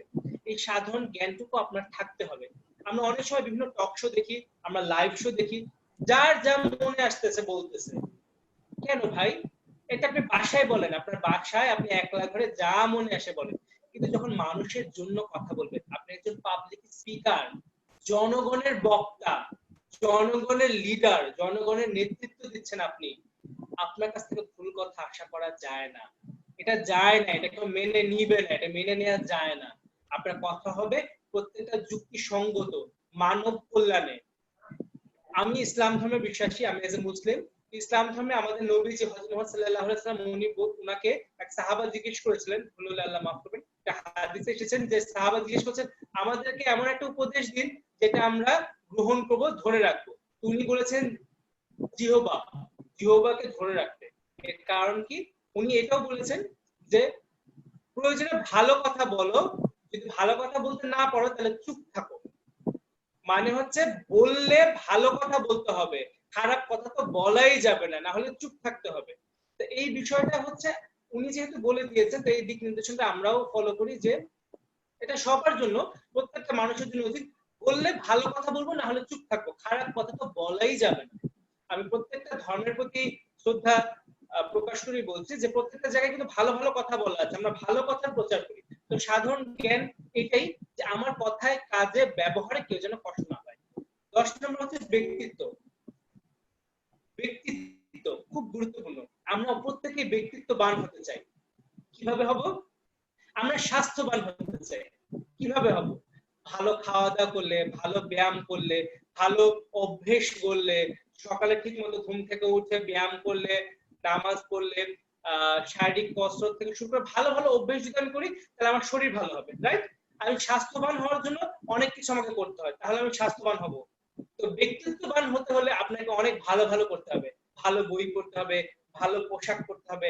ভালো পোশাক মানে নতুন পোশাক নয়, যে পোশাকটা দেখতে ভালো লাগে, যেটা ফর্মাল বা ক্যাজুয়াল হলো, যেটা একসেপ্টেবল, দৃষ্টিকটু লাগবে না, রং চঙা লাগবে না, সেরকম। ব্যক্তিত্ববান হতে হলে ব্যক্তিত্ব সম্পন্ন জামা পরতে হবে, ব্যক্তিত্ব সম্পন্ন কথা বলতে হবে, ব্যক্তিত্ব বোঝানোর মতো করে আপনাকে চলতে হবে, তাহলে আপনি ব্যক্তিত্ববান হবেন। একজন বক্তা, তার যদি পার্সোনালিটি না থাকে, ব্যক্তিত্ব না থাকে, কেউ তার কথা শুনবে? কেউ তার কথা শুনবে না। অনেক ব্যক্তিত্ব অভাবের কারণে কিন্তু দেখা যায় যে অনেক স্বামীর স্ত্রী তার কথা শুনে না, অনেক স্ত্রীর কথা তার স্বামী শুনে না, কারণ তাদের চোখে মনে হয় যে না, ওর আসলে কোনো পার্সোনালিটিটা তার মানে সেট করা নাই। সে যখন যা মনে আসে তাই বলতেছে, যখন যা পোশাক পরা ইচ্ছা তাই পড়তেছে, যা করার ইচ্ছা তাই করতেছে, মানে কোনো কিছুর একটা ডিসিপ্লিন নাই। তো ব্যক্তিত্ববান হচ্ছে সে যার কথা, কাজে, সবকিছুতে একটা ডিসিপ্লিন আছে। এই ডিসিপ্লিনের বাইরে উনি যান না, তিনি ব্যক্তিত্ব সম্পন্ন। 11 নম্বর হচ্ছে অল্প কথায় ভাব প্রকাশ। ইংরেজিতে একটা ছোট্ট টার্ম আছে, KISS, keep it short and simple. অল্প কথায় ভাব প্রকাশ, বেশি কথা না। আমি আমার যে কোর্সটা করাই, master in presentation and public speaking skills এর যে কোর্সটা, ওটার মধ্যে আমি শিখাই 1 মিনিটে কিভাবে বক্তব্য দিতে হবে। 1 মিনিটে বক্তব্য শেষ সম্ভব। 60 সেকেন্ড অনেক গুরুত্বপূর্ণ। প্রত্যেকটা মানুষ যারা 1 সেকেন্ডে একটা দুর্ঘটনা ঘটনা হয়ে যেতে পারতো বা বেঁচে গেছে, সে কিন্তু জানে 1 সেকেন্ডের মূল্য কত। তো এই 60 সেকেন্ডও কিন্তু আপনি চাইলে আপনার নিজেকে প্রকাশ করতে পারেন যে কোনো জায়গায়। কেউ যদি অল্প কথা সুন্দর একটা বক্তৃতা দিয়েছে, তার কথা দেখবেন বেশি বেশি মানুষ শুনছে, ইউটিউবে তার ভিউ বেশি হচ্ছে, ফেসবুকে তার শেয়ার বেশি হচ্ছে, বা সে করতালি বেশি পাবে। প্রত্যেকটা জায়গায় বেশি কথা বলে কোনো প্রোগ্রামে আপনি হাততালি পাবেন না, পেলেও খুব কম। মানুষ মনে জায়গা দিবে না, কারণ আমরা তো টিচারের সব কথাই মনে রাখতে পারি না। তো একটা জায়গায় কি আপনি যে এত এত কথা বলবেন, আপনার কথা যদি কেউ ভিতরে নিয়ে না যায় তাহলে কোনো লাভ নাই। সুতরাং বক্তব্য দিতে হবে, বক্তব্য দেওয়ার মতো ছোট্ট করে 5 মিনিটের বক্তব্য, 2 মিনিটের বক্তব্য, 3 মিনিটের বক্তব্য, এগুলো প্র্যাকটিস করেন বাসায়। অনেকে গিয়ে দেখা যায় বক্তব্য দেওয়া শুরু করলে তার শেষ করতে পারে না। এটা আসলে সে পারে না, কারণ তার টাইম ম্যানেজমেন্ট করা নাই, তার এটা প্র্যাকটিস করা নাই যে আমি কিভাবে প্রোগ্রামটা শেষ করব, সে জানে না। এটাও প্র্যাকটিস করার ব্যাপার যে অল্প কথায় কিভাবে ভাব প্রকাশ করতে হয়। 12 নম্বর হচ্ছে শ্রোতাদের মন বোঝা। আমরা যেখানে যাব সে শ্রোতাদের মনটা বোঝা লাগবে যে আমি আসলে কোথায় যাচ্ছি, ওখানে দর্শক কারা আছে, তারা কি আমার কথা শোনার মতো তাদের অবস্থা আছে কিনা, না থাকলে আমাকে কোন কথাটা বলতে হবে, মানে শ্রোতারা কারা আছে। এবং আপনি প্রোগ্রামে গেলে কিন্তু বুঝবেন যে অডিয়েন্সের মনোভাবটা কেমন, তারা কি উত্তেজিত নাকি নম্র, তারা কি হাসছে নাকি তারা একটু বোর হচ্ছে। এই অডিয়েন্সের মন বোঝা, মন বুঝে সেইভাবে কথা বলা, রাইট? তাহলে হচ্ছে আপনি ক্লিক করতে পারবেন, আদারওয়াইজ আপনি পারবেন না, আপনাকে কেউ একসেপ্ট করবে না। Next slide please. 13 নম্বর হচ্ছে অনুষ্ঠান উপযোগী পোশাক পরিধান করা। আপনি একটা গায়ে হলুদে যাচ্ছেন, গায়ে হলুদে যদি আপনি অফিসের ড্রেস পরে যান ফর্মাল, তাহলে তো হবে না, অ্যাকসেপ্টেবল না। আপনি একটা কর্পোরেট মিটিং এ যাচ্ছেন, কিন্তু সেই মিটিং এ আপনি এমন একটা জামা পরে গেলেন যে জামাটা আপনি আপনার ভ্যালেন্টাইন্স ডে তে পরেছিলেন, তাহলে সেটা কিন্তু অ্যাকসেপ্টেবল না, তাহলে আপনাকে কর্পোরেট মিটিং এ কেউ ভালোবাসবে না। তাহলে হচ্ছে যখন যেখানে যে জামাটা পরা দরকার সেটা আপনাকে পরতে হবে। আমি দেখেন এই যে আমি একটা কর্পোরেট মিটিং এর মধ্যে আপনাদের সাথে অ্যাটেন্ড করেছি, আমি আমার বাসায় অ্যাটেন্ড করেছি, আমার রুমে। তাহলে আমি এই যে আমি আমার ড্রয়িং রুম থেকে আপনাদের সাথে কথা বলছি, তাহলে আমি কি ইনফর্মাল আসলেও চলতো। এখানে আমাদের শাহাদাত ভাই আছেন ফর্মাল লুক, উনি না আসলেও চলতো। কেন এসেছেন? কারণ হচ্ছে ইউনিফর্ম পরলে কিন্তু পুলিশের মধ্যে বা সেনাবাহিনীর মধ্যে যে ভাবটা আসে, সিভিল ড্রেসে কিন্তু সে ভাবটা আসে না। কারণ ওনাকে তখন বলতে হয় আমি কিন্তু অমুক, তখন মানুষ বুঝে হ্যাঁ সে তাহলে অমুক, তাকে ভয় পাওয়া উচিত। আর যদি সে ড্রেস পরে আসে তাহলে কিন্তু তাকে বলতে হয় না, মানুষ এমনি ভয় পায়। রাইট। ইউনিফর্মের অনেক ইম্পর্টেন্ট একটা ব্যাপার আছে, আপনার ড্রেস কোড, আপনার ড্রেস কোডটা ইম্পর্টেন্ট। এই ড্রেস কোডটা আপনি অফিসে যদি আপনি ক্যাজুয়াল ড্রেসে যান সেটা অ্যাকসেপ্টেবল না। আবার হচ্ছে বন্ধু বান্ধবের একটা আড্ডায় গেলেন আপনি হচ্ছে সুটে ফুটে হয়ে, সেটাও অ্যাকসেপ্টেবল না। আপনার বুঝতে হবে কখন কোন জায়গায় কোন পোশাকটা পরে যাওয়া উচিত। এবং মেয়েরা কিন্তু এই জিনিসটা খুব ভালো বুঝে, ছেলেরা মানে একটু কম বুঝে, কিন্তু মেয়েরা কিন্তু জানে যে আমার পহেলা বৈশাখে আমার কোন শাড়িটা পরা উচিত, ভ্যালেন্টাইন্স ডে আমার কোন শাড়িটা পরা উচিত, অফিসের একটা প্রোগ্রাম আছে আমার এখানে কোন শাড়িটা পরা উচিত, একটা কর্পোরেট মিটিং এ কোন ড্রেসটা পরা উচিত। আমি দেখেছি মেয়েরা খুব ভালো বুঝে এটা। আমি মেয়েদেরকে কারণে আমি এই ব্যাপারের প্রতি আসলে শ্রদ্ধা জানাই, সম্মান জানাই, তারা এই জিনিসটা খুব ভালো বুঝে। কিন্তু ছেলেদের এই জায়গায় একটু সমস্যা আছে। এই যে আমরা একটা ভিডিও কনফারেন্সিং করছি, দেখেন আপনারা কিন্তু 103 জন আমরা আছি জুম প্ল্যাটফর্মে, আমরা কিন্তু সবাই সবাইকে দেখছি। দেখেন তো আপনাকে আসলে দেখতে কেমন লাগছে, আপনি নিজে একটু জাজ করুন। অনেকে শুয়ে বসে, কিন্তু আপনি কর্পোরেট মিটিং এ যদি অ্যাটেন্ড করেন অবশ্যই এটা মেইনটেইন করবেন। আপনি অনলাইন লাইভে কথা বলবেন, আপনাকে অবশ্যই এই অ্যাপ্রোচটা আনতে হবে। অনুষ্ঠান উপযোগী পোশাক পরিধান করা। 14 নম্বর হচ্ছে নিয়মিত কণ্ঠে পরিচর্যা চর্চা করা। অনেকে সকালে উঠে গানের রেওয়াজ করেন, তাদের গলাটা খুব ভালো থাকে। অনেকে সকালে উঠে পবিত্র কোরআন তেলাওয়াত করেন, তাদের গলাটা অনেক ভালো থাকে। তো প্রত্যেকদিন সকালে উঠে যদি আপনি এমন কিছু করেন যেটা হচ্ছে আপনার গলার চর্চা, গরম পানি দিয়ে গড়গড়া করতে পারেন, আপনি জোরে নিউজ পেপার পড়তে পারেন, আপনি কবিতা আবৃত্তি করতে পারেন, যেটাই করেন না কেন সকালে উঠে নিয়মিত কণ্ঠে পরিচর্যা চর্চা করলে ভালো থাকে। 15 নম্বর হচ্ছে শব্দযন্ত্র বা মাইক্রোফোনের যথাযথ ব্যবহার। আপনি যে মাইক্রোফোনটা ব্যবহার করছেন সেটা অবশ্যই আগে থেকে প্র্যাকটিস করে নেবেন। এটা কি ওয়্যারলেস নাকি ওয়্যার্ড সহ, এটা কি আপনার যেটা কলার মাইক, নাকি এটা আপনার মাইকটা কি, আপনি সেটার সাথে আগে পরিচিত কিনা, এটা কিন্তু আপনার মাথায় রাখতে হবে। আজকাল কিন্তু মার্কেটে গেলেই পাওয়া যায় পোর্টেবল স্পিকার, সাথে একটা হ্যান্ড মাইক থাকে, কলার মাইক থাকে, ক্লিপ মাইক থাকে। এগুলো আপনি কিন্তু প্র্যাকটিস করবেন, কারণ এগুলো কিন্তু আপনার জন্য অনেক ইম্পর্টেন্ট যে ইউজ করা। আপনি হয়তো কথা বলতে গেছেন পোডিয়ামে, আপনার মাইক একদিকে আপনি একদিকে, আপনার কথা কেউ শুনছে না, আরেকজনকে এসে আপনার মাইকটা ঠিক করে দিতে হচ্ছে, এটা দেখতে খুব বাজে লাগে। আমি যে কোনো প্রোগ্রামে গেলে আগে গিয়ে আমি দেখে নিই যে আমার পোডিয়ামটা বা আমি যেখানে কথা বলবো সেই জায়গাটা কেমন, মাইকটা কতটুকু উপরে, বা আমি যদি কর্ডলেস থাকি তাহলে আমি কিন্তু নির্দিষ্ট জায়গায় চলাফেরা করি, কারণ হচ্ছে কর্ডলেস যদি থাকে তার একটা নির্দিষ্ট কিন্তু দূরত্ব থাকে, এর বাইরে গেলে কানেকশন পায় না। সুতরাং হচ্ছে আমার এটা জানতে হবে ওয়ার্ড থাকলে আমি কত দূর পর্যন্ত যেতে পারবো। আমি হয়তো তার নিয়ে এমন দূরে চলে গেলাম যে তার ছুটেই গেল আপনার মাল্টিপ্লাগ থেকে, তাহলে হবে না। তাহলে হচ্ছে আমার মাইক্রোফোন এবং শব্দযন্ত্র সম্পর্কে যথাযথ ব্যবহার জানতে হবে। 16 নম্বর ধৈর্য ও স্থিরতা। ধৈর্য ছাড়া কিছুই হয় না, সবুরে মেয়া ফলে। পৃথিবীতে সফল তারাই হয় যারা ধৈর্যশীল। আজকে আপনারা জানেন যে 1-1.5 ঘন্টা আপনারা আমার কথা শুনবেন ধৈর্য ধরে, এটা আপনারা কিন্তু মাইন্ড সেট করে আসছেন। কেন আসছেন? কারণ আপনারা কিছু শিখতে চান, আপনারা জানতে চান।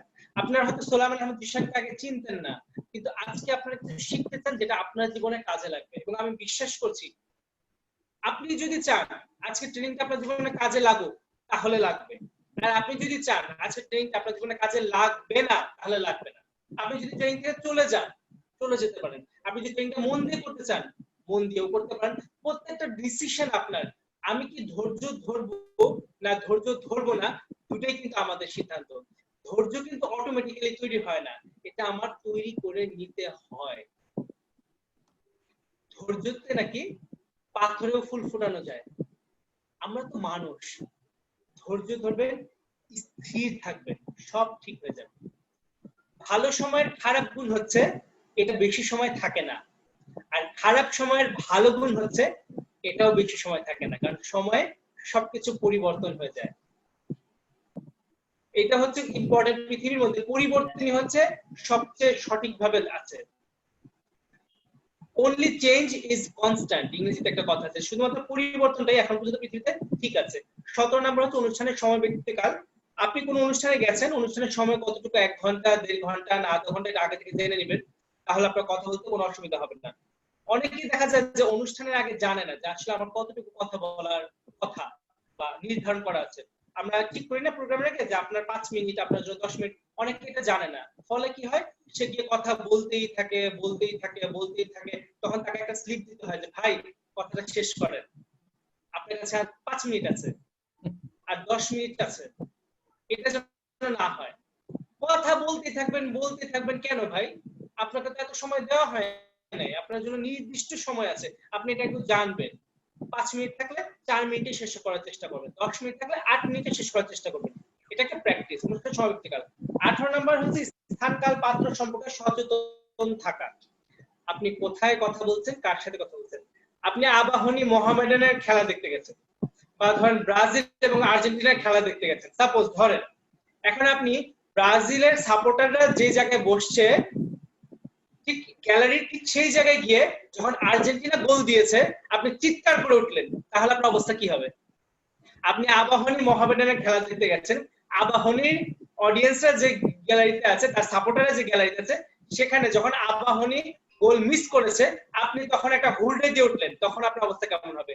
মানে হচ্ছে আপনার বুঝতে হবে আপনি কোথায় কার সাথে কিভাবে কথা বলতেছেন, এটা আপনার মাথায় থাকতে হবে। যে আপনি কি বড় মানে যারা হচ্ছে বয়স্ক ব্যক্তিদের প্রোগ্রামে গেছেন, আপনি কি কোনো শোক সভায় গেছেন যে কেউ ইন্তেকাল করেছে তার স্মরণে এই সভা, আপনি কারো জন্মদিনের প্রোগ্রামে গেছেন, আপনি কি কারো সাকসেস পার্টিতে গেছেন, আপনি কি কারো উদ্বোধনী প্রোগ্রামে গেছেন, আপনি কি নারী দিবসে কোনো প্রোগ্রামে গেছেন যেখানে আপনি একমাত্র পুরুষ বাকি সবাই নারী, আপনি কি শিশু দিবসে কোনো প্রোগ্রামে গেছেন যেখানে সবাই শিশু। আমি একটা গল্প বলি আপনাদেরকে, সেটা হচ্ছে গত বছর কি তার আগের বছর মনে হয় একটা প্রোগ্রামে গেছিলাম, সেখানে 300 জনের মতো অ্যারেঞ্জমেন্ট ছিল। তো ওই অডিটোরিয়ামে ছিল হচ্ছে মা এবং শিশুরা। তো আমাকে হঠাৎ করে আমার যিনি মেন্টর আছেন ডক্টর আলমাস রহমান স্যার, উনি আমাকে ওই প্রোগ্রামে পাঠিয়েছিলেন। তো ওই প্রোগ্রামে যাওয়ার পর দেখি আপনারা সবাই শুনছেন তো, সবাই হাত তুলে বলেন সবাই শুনছি, শোনা যাচ্ছে শোনা যাচ্ছে। আচ্ছা, তো উনি আমাকে প্রোগ্রামে পাঠিয়েছেন। তো গিয়ে দেখি সব বাচ্চারা এবং বাচ্চার মারা, আমি তো পড়েছি বিপদে। আমি হচ্ছে পাবলিক স্পিকার, সাথে তো বড়দের কথা বলি বা হচ্ছে ম্যাচিউর মানুষদের কথা বলি, টিনেজারদের কথা বলি, এখানে তো সব বাচ্চা কাচ্চা, বাচ্চা কাচ্চারা হাউ কাউ করছে, সবকিছু করছে, 300 জনের মতো মানে মা বাচ্চা অডিয়েন্স, আমি হচ্ছে স্টেজ স্পিকার। আমি এখন কি করি, তখন আমি চিন্তা করলাম একটা কাজ করি, যেহেতু হচ্ছে প্রত্যেকটা মা তার সন্তানকে ভালোবাসে, প্রত্যেকটা সন্তান তার মাকে ভালোবাসে। তাহলে এই ভালোবাসাটাকে নিয়ে আমি আসলে কিছু একটা করার চিন্তা করলাম। আমি তখন বললাম যে আচ্ছা, আপনাদের মধ্য থেকে যাদের বাচ্চারা খুব চমৎকার ভাবে ছড়া বলতে পারে এরকম কয়েকজন হাত তুলেন। একটু পরে দেখি কি চারিদিকে হাত তুলেছে, মানে বাচ্চারা এত সাহসী হয়, ওদের কোনো ভয় নেই, ওরা ছড়া বলতে চায় স্টেজে এসে হাত তুলেছে। তো ওখান থেকে আমি 10, 20, 25 জনকে দেখলাম স্টেজে নিয়ে আসছি, যেখানে 4-5 জনকে আনতাম, 10, 20, 25 জনকে নিয়ে আসছি। এখন প্রত্যেককে জিজ্ঞেস করলাম তুমি একটা করে ছড়া বলো।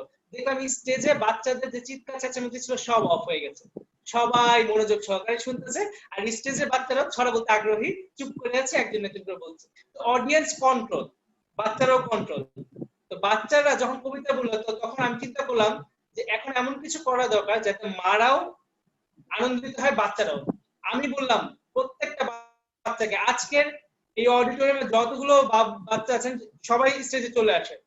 স্টেজে এসেছে, এবার আমি ওদেরকে বললাম তোমরা তোমাদের মাদের উদ্দেশ্য করে চিৎকার করে বলো, অডিটোরিয়াম ফাটিয়ে বলো যে মা আমি তোমাকে ভালোবাসি, মা আমি তোমাকে ভালোবাসি, মা আমি তোমাকে ভালোবাসি। এটা বলার সাথে সাথে বাচ্চারা পুরো অডিটোরিয়ামে চিৎকার করে বলতেছে মা আমি তোমাকে ভালোবাসি। আর দর্শক সাহিত্য হচ্ছে মারা চোখের পানি ফেলছে, যে তাদের কাছে যে অনুভূতিটা এটা আসলে বোঝানোর মতো ছিল না। আমি নিজে তাকিয়ে থাকলাম, আর এইদিকে মা, এদিকে বাচ্চারা এরপর স্টেজে দৌড়তে গেছে, মার কাছে বুকে জড়িয়ে ধরেছে, মাও তাকে জড়িয়ে ধরেছে। এই যে একটা ফিল, এই যে একটা ক্রিয়েট করা ইনস্ট্যান্ট উপস্থিত বুদ্ধি দিয়ে, এটা কিন্তু থাকতে হবে। তো আপনার কিন্তু এটা থাকতে হবে যে আপনি স্থান কাল পাত্র এটা নিয়ে আপনার চিন্তা করতে হবে। আমরা মনে হয় 18 নম্বর ছিল, এবার 19 নম্বর, নেক্সট স্লাইড প্লিজ। অনুষ্ঠানের স্ক্রিপ্ট নিজে লেখা বা গ্রন্থনা করা এটা খুব ইম্পর্টেন্ট। আপনার প্রোগ্রামের স্ক্রিপ্ট আপনি লিখবেন, আর একজনের স্ক্রিপ্ট মনে থাকে না, নিজে লিখলে নিজের মনে থাকবে, এটা খুব ইম্পর্টেন্ট। দেখা যাচ্ছে যে কখন কোন বক্তা আসবে, কোন বক্তা আসবে না, শুরু করবেন কাকে দিয়ে, কোরআন তেলাওয়াত কখন হবে, বা আনুষ্ঠানিক ঘোষণা কখন হবে, আপনার কোন কথাটা বলে শুরু করতে হবে, এই পুরো স্ক্রিপ্টটা যদি নিজে লেখেন তাহলে দেখবেন অনুষ্ঠান পরিচালনা করতে অনেক সহজ হচ্ছে। 20 নাম্বার হচ্ছে উপস্থাপনার আগে ঘোষণার বিষয়টি নিশ্চিত করা। আপনার নামটা, পূর্ণ নামটা, আপনার পদবি যেন ঠিক মতো ঘোষণা করা হয়, তাকে এটা আগে থেকে বলে দিবেন, বুঝিয়ে দিবেন।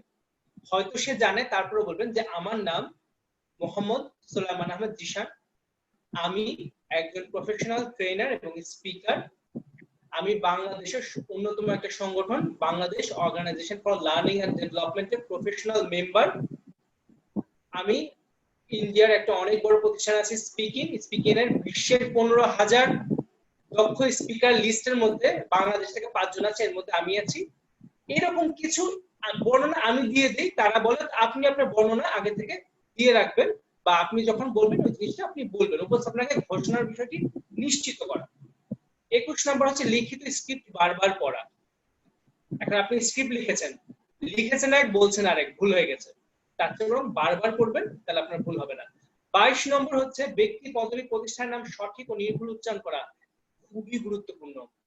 আপনি বক্তব্য দেওয়ার সময় কোন একটা বাণী টানতে গেছেন, বাট আপনি হয়তো একটা কবিতা বলেন, কবিতাটা হচ্ছে কবিগুরু রবীন্দ্রনাথ ঠাকুরের লেখা, বাট আপনি বলেন কাজী নজরুল ইসলামের নাম, তাহলে কিন্তু আপনার ইমেজটা একবারে শেষ, আপনাকে নিয়ে ট্রল হবে, অনেক কিছু হবে। এরকম আপনি হয়তো আপনার দেশের একটা গুরুত্বপূর্ণ ব্যক্তির একটা কথা বলতে গেছেন, বাট আসলে কথাটা ভুল হবে না। আপনার একটা প্রোগ্রাম, এই প্রোগ্রামে বাংলাদেশে অনেক বড় বড় ব্যক্তিরা আসছে, আপনি যখন তাদের নাম ঘোষণা করতে যাচ্ছেন, তাদের নাম এবং তাদের পদবি উল্টাপাল্টা বলছেন, তাদের সাথে সম্পর্ক আপনার থাকবে না। আমাদের অফিসে এরকম হয়েছে, একটা বড় প্রোগ্রামে আমাদের MD sir, director sir, chairman sir ছিলেন, যে উপস্থাপিকা ছিলেন সে আমাদেরই একজন কলিগ ছিলেন, সে ডিরেক্টর স্যারকেও বলছেন ডিরেক্টর, ম্যানেজিং ডিরেক্টরকেও বলছেন ডিরেক্টর, পরবর্তীতে তার চাকরি নট হয়ে যায়। তো এই জিনিসটা খুব গুরুত্বপূর্ণ, ব্যক্তির পদবি এবং প্রতিষ্ঠানের নাম সঠিক ও নির্ভুল উচ্চারণ করা। Next slide please. 23 নম্বর হচ্ছে অনুষ্ঠানের মূল ভাবগতি সে অনুযায়ী নিজস্ব অভিব্যক্তি, হাসি, গাম্ভীর্য। আপনি একটা সাকসেস পার্টিতে গেছেন, আপনি একটা এন্টারটেইনমেন্ট প্রোগ্রামে গেছেন, আপনি একটা অ্যাওয়ার্ড অনুষ্ঠানে গেছেন, হাসবেন, গান গাইবেন, কত সুন্দর সুন্দর কথা বলবেন। আপনি একটা শোক সভায় গেছেন, তখন চুপচাপ থাকবেন, তখন এমন কিছু বলবেন যেটা মানুষের মনে একটা বেদনার সৃষ্টি হয়, একটু কষ্টও লাগে, আবার একটু সাহসও পায়, একটু অনুপ্রেরণা পায়। অনুষ্ঠানের মূল ভাব বুঝে আপনি আপনার কথাবার্তা এক্সপ্রেস করে দিবেন। এখানে একজন Debjani Goswami from Kolkata, thank you so much. আসলে কলকাতা থেকে যারা এসেছেন আপনাদের সবাইকে স্যালুট জানাচ্ছি। এপার বাংলা ওপার বাংলা, দুই বাংলা মিলেই কিন্তু আসলে আমরা বাঙালি আমি মনে করি। এবং আমি প্রত্যেকটা বাঙালিকে ভালোবাসি। আমি কলকাতাতে একটা সাকসেসফুল প্রোগ্রাম করেছি এবং আমি হয়তো নেক্সট মান্থ থেকে রেগুলার কলকাতাতে একটা পেইড ট্রেনিং কোর্সও চালু করতে যাচ্ছি। আসলে কলকাতার প্রতি আমার ভালোবাসাটা একদমই অন্যরকম। এই লকডাউনটা শেষ হোক, যখন অনুমতি পাবো ইনশাআল্লাহ আমি কলকাতায় যাব এবং আপনাদের সবার সাথে দেখা করবো অবশ্যই। এটা আমার একটা পরিকল্পনা আছে, কারণ আমি বাঙালি মানেই পাগল, আমি বাঙালি মানেই আমি পাগল। তো অসংখ্য ধন্যবাদ সবাইকে আমার সাথে থাকার জন্য। তো এই 24 নাম্বারটা হচ্ছে দর্শক আকৃষ্ট করার কলা কৌশল। দর্শক আকৃষ্ট করতে হবে আপনাকে। কলা কৌশল হচ্ছে আপনার গান গাইতে হবে। হয়তো আপনি একটা প্রোগ্রামে গেছেন, প্রোগ্রামে যাওয়ার পরবর্তীতে আপনি শুরু করলেন একটা গান দিয়ে, আমার স্বপ্ন যে সত্যি হলো আজ, কাছে এলো এতদিন দূরে ছিল যে, রঙে রঙে জীবন ভরে দিল সে, আমার স্বপ্ন যে সত্যি হলো আজ।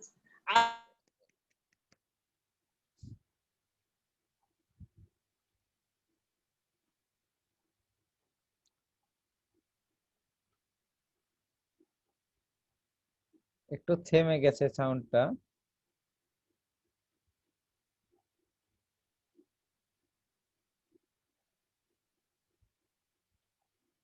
মনে হয় একটু নেটওয়ার্ক প্রবলেম হচ্ছে।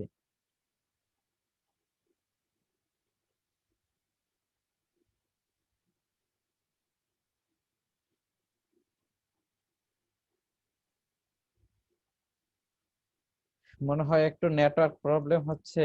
লাইন ডিসটেন্স বাই মনে হয় একটু লাইনটা কেটে গেছে।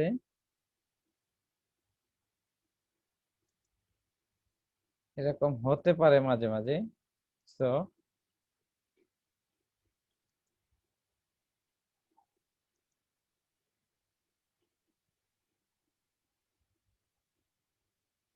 আজকে আলোচনা কেমন চলছে? যদিও আজকে আমারও বাসায় ওয়াইফাই প্রবলেম হয়েছিল, এই জন্য মাঝখানে একটু প্রবলেম হয়েছে।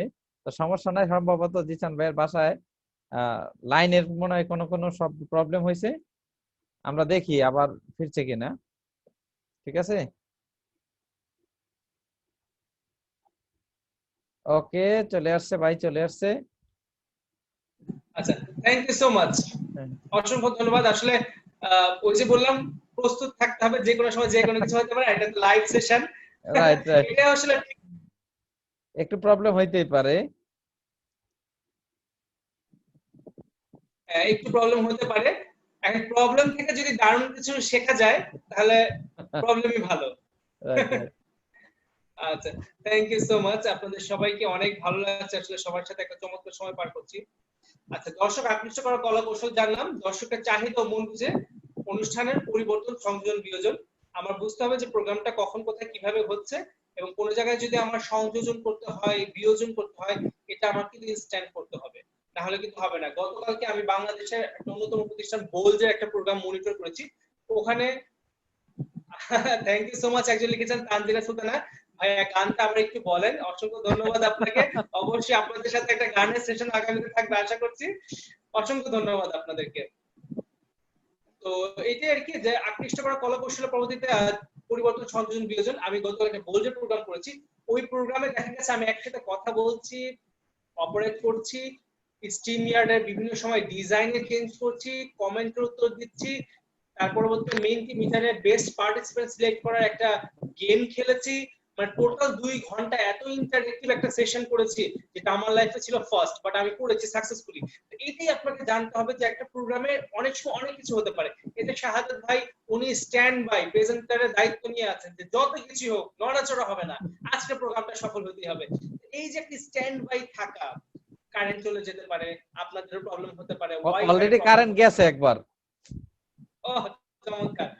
এখন ওয়াইফ হোক বা ওয়াইফাই, কোথাও প্রবলেম হওয়া যাবে না, দুটোই ঠিক থাকতে হবে অবশ্যই। তো যাই হোক, ধন্যবাদ আপনাদেরকে।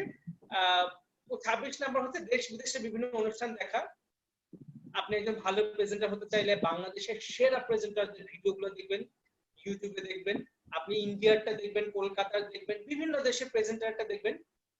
এবং দেখে শিখবেন তারা কিভাবে প্রেজেন্টিং করে, কারণ এক একজনের প্রেজেন্টেশন এক এক রকম। আমি পৃথিবীর অনেক প্রেজেন্টিং দেখে দেখে আজকে কিন্তু এই জায়গায় এসেছি। আমি যে খুব ভালো প্রেজেন্টেশন করি বিষয়টা তা নাও হইতে পারে, কারণ অনেকের কাছে অনেক রকমই মনে হতে পারে।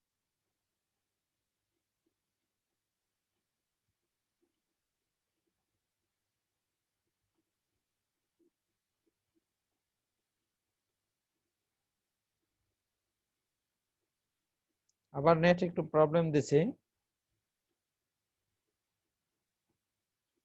জিসান ভাই আপনার কথা শোনা যাচ্ছে না।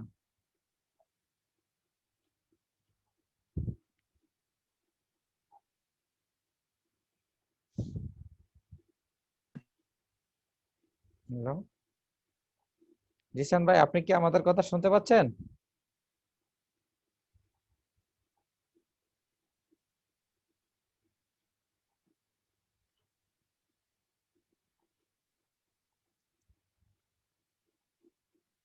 আসলে অনলাইন প্রোগ্রাম মাঝে মাঝে নেটের প্রবলেম দেয়। আমার বাসায় কিন্তু বিদ্যুৎ চলে গেছিল, এখন পরবর্তীতে মোবাইল হটস্পট দিয়ে চলছিল।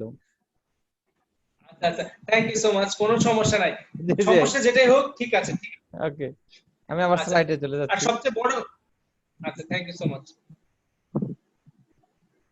ওকে, না আমি তো এটা বলেছি যে আসলে যে কোনো সময় যে কোনো কিছু হতে পারে, এটা থেকে একটা লার্নিং থাকতে হবে। চলে গেলেই তো শেখা হবে না, তাই না? চলে গেলে আবার ফিরে আসতে হবে, শিখতে আপনাকে হবেই। রাইট। আচ্ছা এবার নেক্সট স্লাইড প্লিজ। 27 নাম্বার হচ্ছে ভালো লাগলে কেন ভালো লাগলো, খারাপ লাগলে কেন খারাপ লাগলো বিশ্লেষণ করা।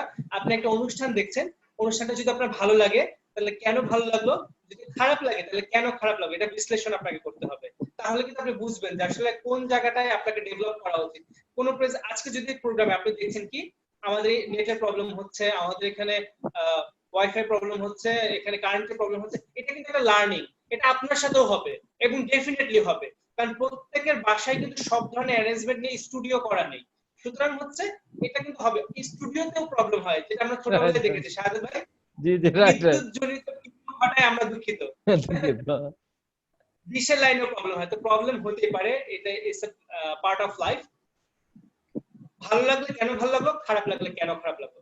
আজকে অনুষ্ঠান দেখেন, যদি আমার কোনো কিছু ভালো লাগে আমাকে জানাবেন, যদি কিছু খারাপ লাগে তাও আমাকে জানাবেন, তাহলে আমি নিজেকে ডেভেলপ করবো। 28 নম্বর হচ্ছে অনুষ্ঠান শুরুর 1 ঘন্টা আগে উপস্থিত থাকা। আমাদের যেহেতু ট্রাফিক জ্যামের শহর ঢাকা শহর, আমি যে কোনো প্রোগ্রামে 2 ঘন্টা আগে রওনা দিই। 2 ঘন্টা আগে রওনা দিলে হয় কি, আমি হয়তো বা আধা ঘন্টা আগে পৌঁছাবো বা হচ্ছে অনুষ্ঠানে আগে পৌঁছাবো। মানে হচ্ছে একটা প্রিপারেশন নেই মেন্টালি, যে আমি জানি লেট হবে, এটা নিয়েই আমি 2 ঘন্টা আগে পৌঁছাই। রাস্তা খালি থাকলেও আমি আগে যাই, বাবা আগে গেলে ভালো। ওই যে আমি যে বেটার লেট দেন নেভার কথা ঠিক আছে, বাট হচ্ছে পাংচুয়ালিটিও একটা ইম্পর্টেন্ট, যে আমি যদি টাইম মতো একটা অনুষ্ঠানে যেতেই না পারি তাহলে আসলে আমি অনুষ্ঠানটাকে গুরুত্ব দেই নাই। এটা হচ্ছে আমার কাছে মনে হয়। আমি যে কোনো অনুষ্ঠানে, আমি পরীক্ষার সময় 2 ঘন্টা আগে পরীক্ষা হলে গিয়ে বসে থাকতাম, পরীক্ষা হল খুলেও নাই। এটা আমার রেকর্ড। আমার কাছে মনে হয় আমি আমার অফিসে আমি 12 বছর যাবত চাকরি করি, আমার একদিনের জন্য লেট অ্যাটেন্ডেন্সের জন্য টাকা কাটা যায় নাই। আমার 12 বছরের ক্যারিয়ারে লেট অ্যাটেন্ডেন্সের জন্য একদিনও টাকা কাটা যায় না।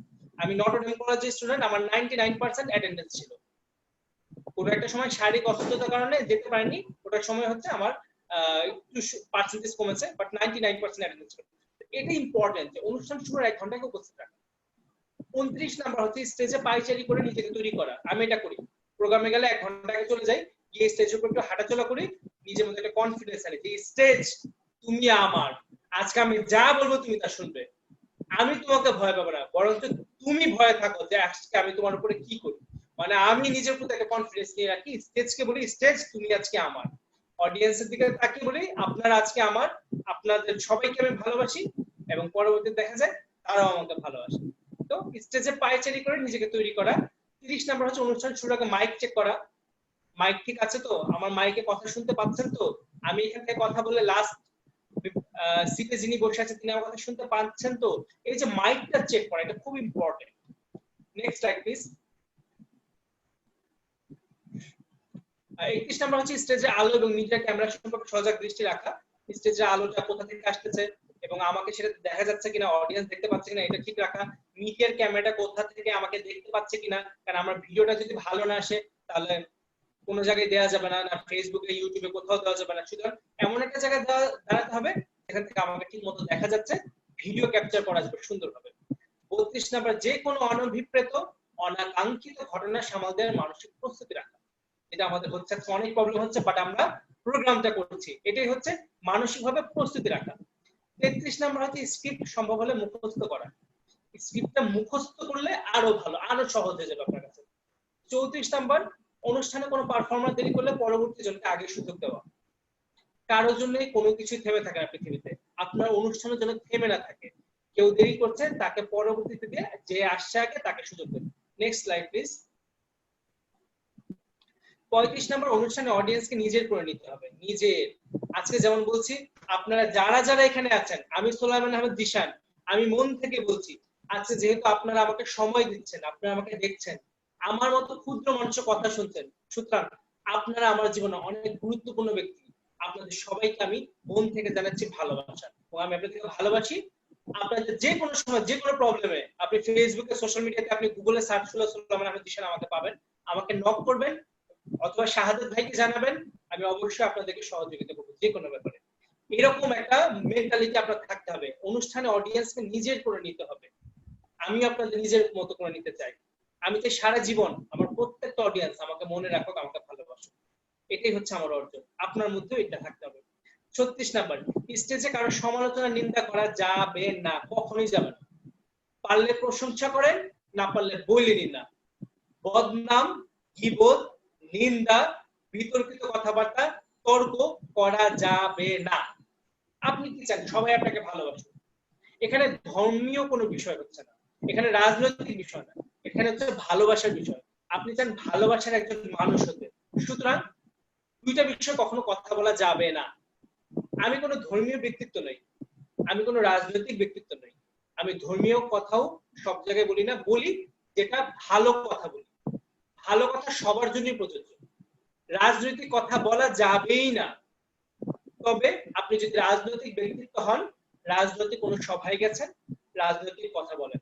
আপনি যদি ধর্মীয় ব্যক্তিত্ব হন, সবসময় ধর্ম নিয়ে কথা বলেন, আপনি কোন একটা জায়গায় আপনি ধর্মীয় অনুষ্ঠানে ধর্মীয় কথা বলেন, কিন্তু কারো ধর্মকে আঘাত করার রাইট নেই আমাদের, কাউকে নিয়ে ব্যঙ্গ করার রাইট নেই আমাদের। আমি একজন পাবলিক স্পিকার, আমি একজন বক্তা, কারো ধর্মীয় অনুভূতিতে আঘাত হানা যাবে না, যাবে না। এটা কি কারণে? এটা আমি কট্টরবাদী না, এটা হচ্ছে ভালোবাসা। আমি মানুষকে ভালোবাসি, আমি শান্তি প্রতিষ্ঠা করতে চাই। প্রত্যেকটা মানুষের কাছে তার ধর্ম গুরুত্বপূর্ণ, প্রত্যেকটা মানুষ তার ধর্মকে ভালোবাসে। সুতরাং আমি এমন কথাই বলতে হবে যেটা হচ্ছে সবার জন্য প্রযোজ্য। প্রয়োজনে ধর্মীয় বিষয়, রাজনৈতিক বিষয় পরিহার করে, যদি আমার জ্ঞান না থাকে, আমার ব্যাপারে কথা বলাই উচিত না। স্টেজে কারো সমালোচনা নিন্দা করা যাবে না। 37 নম্বর হচ্ছে খোলা মনে অন্যদের প্রশংসা করতে হবে। খোলা মন, ওপেন। অনেকে স্টেজে গিয়ে হাত তুলে রাখে, মানে আমি বাকি সব কম দামি, আমি কারোর কাছে নিজেকে বিলিয়ে দিতে চাই না, হাতটা এইভাবে রাখো। অনেকে হাতটা পকেটে রাখে, যে আমার হাতে কি আছে এটা যেন কেউ না দেখে। এরকম না, ওপেন ওপেন ওপেন হয়ে যাবেন। এই যে আমি এভাবে হাত রাখি, এভাবে, এভাবে না, এভাবে, মানে হচ্ছে আপনাদের দিকে। আমি আঙ্গুল তুলে কথা বলি না, কারণ আমি যদি আঙ্গুল তুলি, একটা আঙ্গুল সবার দিকে, তিনটা আঙ্গুল কিন্তু আমার নিজের দিকে। সুতরাং আমরা সবাইকে নিয়ে কথা বলবো, আমি আপনাদেরকে ভালোবাসি, আমি আমি খোলা মনে প্রশংসা করতে হবে, খোলা মনে। আমি শাহাদাত ভাইকে ভালোবাসি, হ্যাঁ, খোলা মনে প্রশংসা করতে হবে। 37 নাম্বার, খোলা মনে প্রশংসা করতে হবে। 38 নাম্বার, আমার প্রেজেন্টেশন কিভাবে সবার চেয়ে আলাদা হবে তা খুঁজে বের করতে হবে। আপনার প্রেজেন্টেশন আলাদা করার জন্য কিছু টেকনিক আপনার নিজেকে অ্যাপ্লাই করতে হবে। Next slide please. আমরা অনুষ্ঠানের একদম শেষের দিকে চলে আসছি। 39 নাম্বার, সবার নাম মনে রাখতে হবে, নামে ভুল করা যাবে না। প্রত্যেকটা মানুষ তার নামকে ভালোবাসে, কারণ সে নামে ডাকলেই সে সাড়া দেয়, সে নামে ডাকলেই সে সাড়া দেয়। প্রত্যেকটা মানুষ তার নামকে ভালোবাসে। 40 নাম্বার, একই কথা বারবার পুনরাবৃত্তি করা যাবে না। এক কথা বারবার বারবার বারবার, এক কথা বারবার কেউ বললে আমরা কি বলি? ঘ্যান ঘ্যান করা। এই ঘ্যান ঘ্যান করা যাবে না, বারবার বলা যাবে না। বারবার কাউকে যদি আপনি কোনো ভালো কথাও বলেন, তার কাছে তখন একটা বিরক্ত লাগতে শুরু হয়। তো একই কথা বারবার পুনরাবৃত্তি করা যাবে না। 41 নাম্বার, মুখ থেকে দুর্গন্ধ যেন না আসে। এখন অনেকে দেখা যায় মাত্র স্টেজে ডাক পড়েছে, সে স্মোকিং করতেছিল, একদম সিগারেট টিগারেট ফেলে সে দৌড় দিয়ে চলে আসছে স্টেজে কথা বলতে, তার সাথে যারা গেস্ট আছে তারাও বিরক্ত হচ্ছে, নিজের কাছে আনকমফোর্টেবল।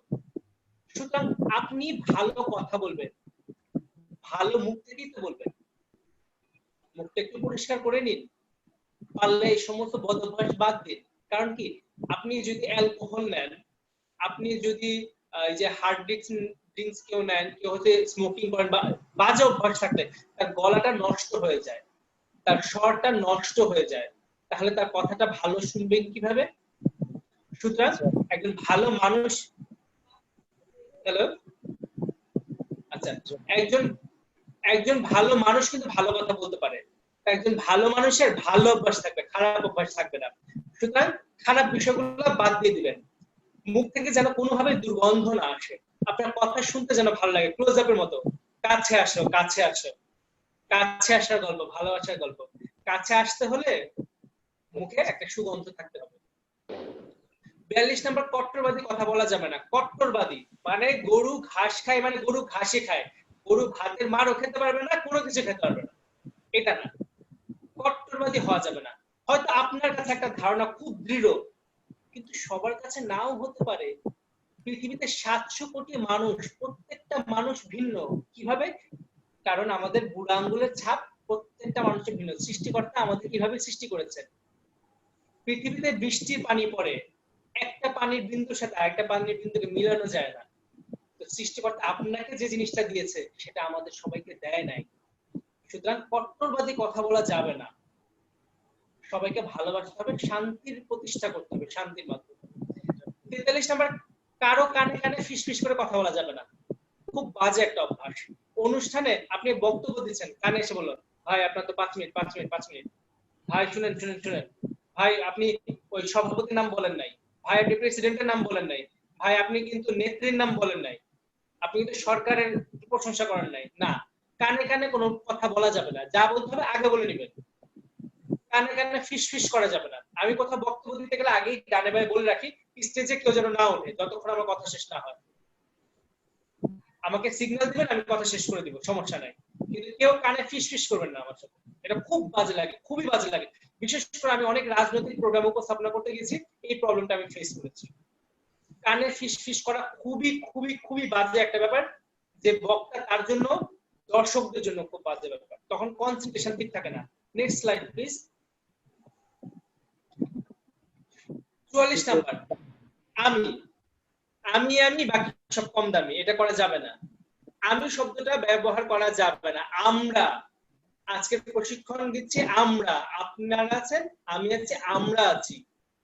যখন যেখানে আমরা বলবেন তখন আপনার শক্তিটা বাড়বে, আমি বললে শক্তিটা কমে। আমি কিছুই না, আমি ক্ষুদ্র।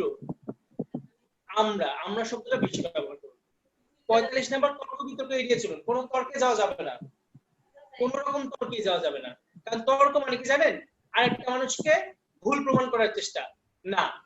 আলোচনায় যাবেন, হইতে পারে হয়তো আমি জানি না, আমার আসলে অনেক কিছু জানার আছে, আমারও ভুল হতে পারে, হয়তো আমি আরো কিছু জানবো। তর্ক বিতর্ক এড়িয়ে চলুন, তর্ক করা যাবে না। তর্ক হচ্ছে আরেকজনকে ভুল প্রমাণের চেষ্টা, আপনাকে যেটা করতে হবে আলোচনা করতে হবে। 46 নাম্বার হচ্ছে, ব্যক্তিগত আঘাত করবেন না কাউকেই, স্টেজে তো ভুলেও না। আপনি কাউকে নিয়ে বাজে কথা বলবেন, সেই ব্যক্তিটা যখন অন্য স্টেজে উঠবে সে বাজে কথা বলবে আপনাকে নিয়ে। কোন মানুষ অপমানিত তাকে কেউ করে না, সে অপমানিত হয়। আপনি যদি আরেকটা মানুষকে অপমান করার সুযোগ না দেন, সে আপনাকে কখনো অপমান করতে পারবে না।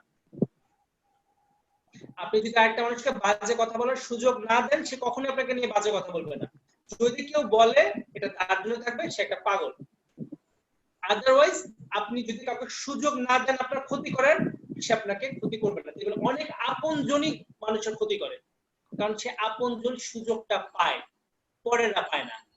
রাইট? তো ব্যক্তিগত আঘাত করবেন না। 46 নম্বর, ধার্মিক ব্যঙ্গ করবেন না। আমি আবারও বলেছি, ধার্মিক কোনো ব্যঙ্গ করবেন না। ধর্ম নিয়ে আসলে পৃথিবীর মধ্যে প্রত্যেকটা মানুষ জানে যে ধর্ম হচ্ছে ইমোশনাল একটা জায়গা, এটা একটা বিশ্বাস, একটা মানুষের হৃদয়ে থাকে, মাথায় থাকে। এটাকে যখন আঘাত করা হয়, তার হৃদয়ে আঘাত করা হয়, তখন সে আর চুপ থাকতে পারে না। এটাই হচ্ছে একটা সক্ষমতাও, এটা আবার একটা দুর্বলতাও। সুতরাং রাজনীতি এবং ধর্মীয় কথা নিয়ে কখনো বাড়াবাড়ি করবেন না, ধার্মিক ব্যঙ্গ করবেন না। পারলে ভালো কথা বলেন। প্রত্যেকটা ধর্মে ভালো কথা বলা আছে, ভালো কথা বলা, ভালোভাবে চলা, ভালো ব্যবহার, হ্যাঁ, এই ভালো কথা বলেন, ব্যঙ্গ করবেন না। 48 নাম্বার, নিজেকে নিয়ে ঠাট্টা করুন, সবচেয়ে safe। আমি যেমন অনেক কিছু পারি না, আমি বলি সবাইকে, হ্যাঁ ভাই আমি অনেক কিছু পারি না, আমি পৃথিবীর মধ্যে অন্যতম ব্যর্থদের মধ্যে একজন, কারণ আমার জীবনে অসংখ্য ব্যর্থতা আছে। আমি সোলাইমান আহমেদ জিশান, আমার জীবনে অসংখ্য ব্যর্থতা আছে। সুতরাং নিজেকে নিয়ে ঠাট্টা করুন, এটা সবচেয়ে সেফ। তাহলে আর কেউ আপনাকে নিয়ে কিছু বলার সুযোগ নেই। Next slide please. আমাদের লাস্ট স্লাইড আমরা দেখাতে যাচ্ছি আজকের প্রোগ্রামে। 49 নাম্বার, আই কন্টাক্ট করতে হবে। মজার ব্যাপার, এখন অনলাইনে আই কন্টাক্ট করি ওয়েব ক্যামেরার সাথে, মোবাইলের ক্যামেরার সাথে আই কন্টাক্ট, আর স্টেজে থাকলে লাইভে প্রত্যেকটা মানুষের সাথে। আমি যখন স্টেজে কথা বলি প্রত্যেকটা দিকে তাকিয়ে কথা বলি।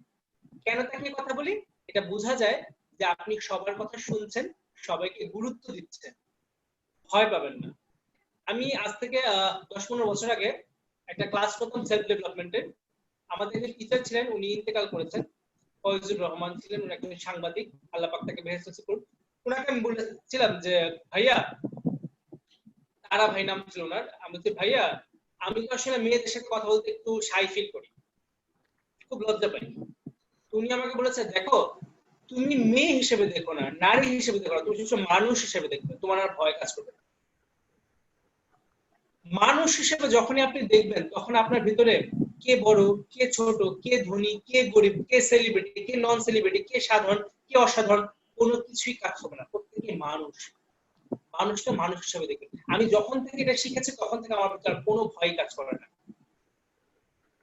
যারা অডিয়েন্স, তাদের কাছে সবচেয়ে গুরুত্বপূর্ণ আপনি যখন আপনি কথা বলতে যাবেন। তারা চায় আপনাকে সফল করতে, তারা আপনাকে ব্যর্থ করতে চায় না।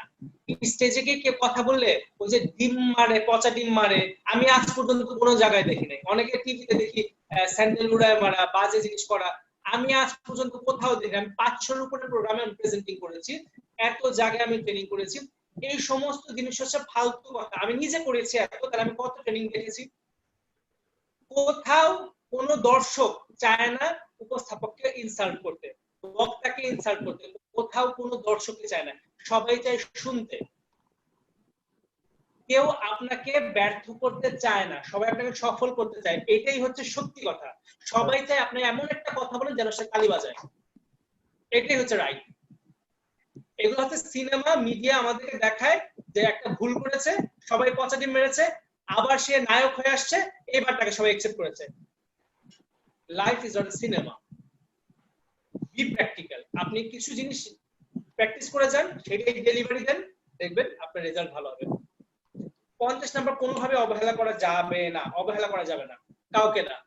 প্রত্যেকটা অডিয়েন্স গুরুত্বপূর্ণ, আপনি যেখানে কথা বলতে চাচ্ছেন সেটাও গুরুত্বপূর্ণ, আপনি ব্যক্তিটা নিজে গুরুত্বপূর্ণ, এটাকে ফিল করুন। আপনি যদি নিজেকে অবহেলা করেন তাহলে সবকিছু অবহেলা হবে। আজকের প্রোগ্রামে আমি অফিস থেকে আসছি, আমি এখনো ডিনার করিনি, আমি সাথে সাথে রেডি হয়ে আবার প্রোগ্রামে আসছি, কারণ এই প্রোগ্রামটা আমার কাছে গুরুত্বপূর্ণ, কারণ আপনারা আমার কাছে গুরুত্বপূর্ণ। আপনাদের কোনো প্রয়োজনই ছিল না আজকে রাত্রেবেলা আমার মতো একটা মানুষের বক্তব্য শোনার ঘন্টা করে, বাট আপনারা মনে করেছেন যে হয়তোবা জিশান ভাই কিছু একটা ভালো বলবে যেটা হয়তো কাজে লাগবে। এইটা আমার কাছে গুরুত্বপূর্ণ। এই কারণে আমি কিন্তু আপনাদের সাথে এই যে কথা বলছি, আজকে অনেকের সাথে আমার সম্পর্ক তৈরি হয়েছে, ভালোবাসার সম্পর্ক, তাই না? এই যে একটা কমিউনিকেশন হলো আপনাদের সাথে আমার একটা রিলেশন তৈরি হয়ে গেল, এটাই তো আমার জন্য সবচেয়ে বড় অর্জন, আজকের দিনের অর্জন। আজকে আমি কি কামিয়েছি? আজকে আমি কামিয়েছি আপনাদের সবার ভালোবাসা।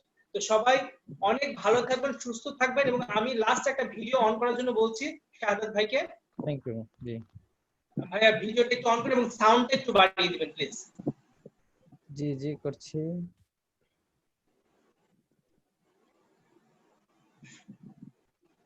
1 মিনিট লাগবে।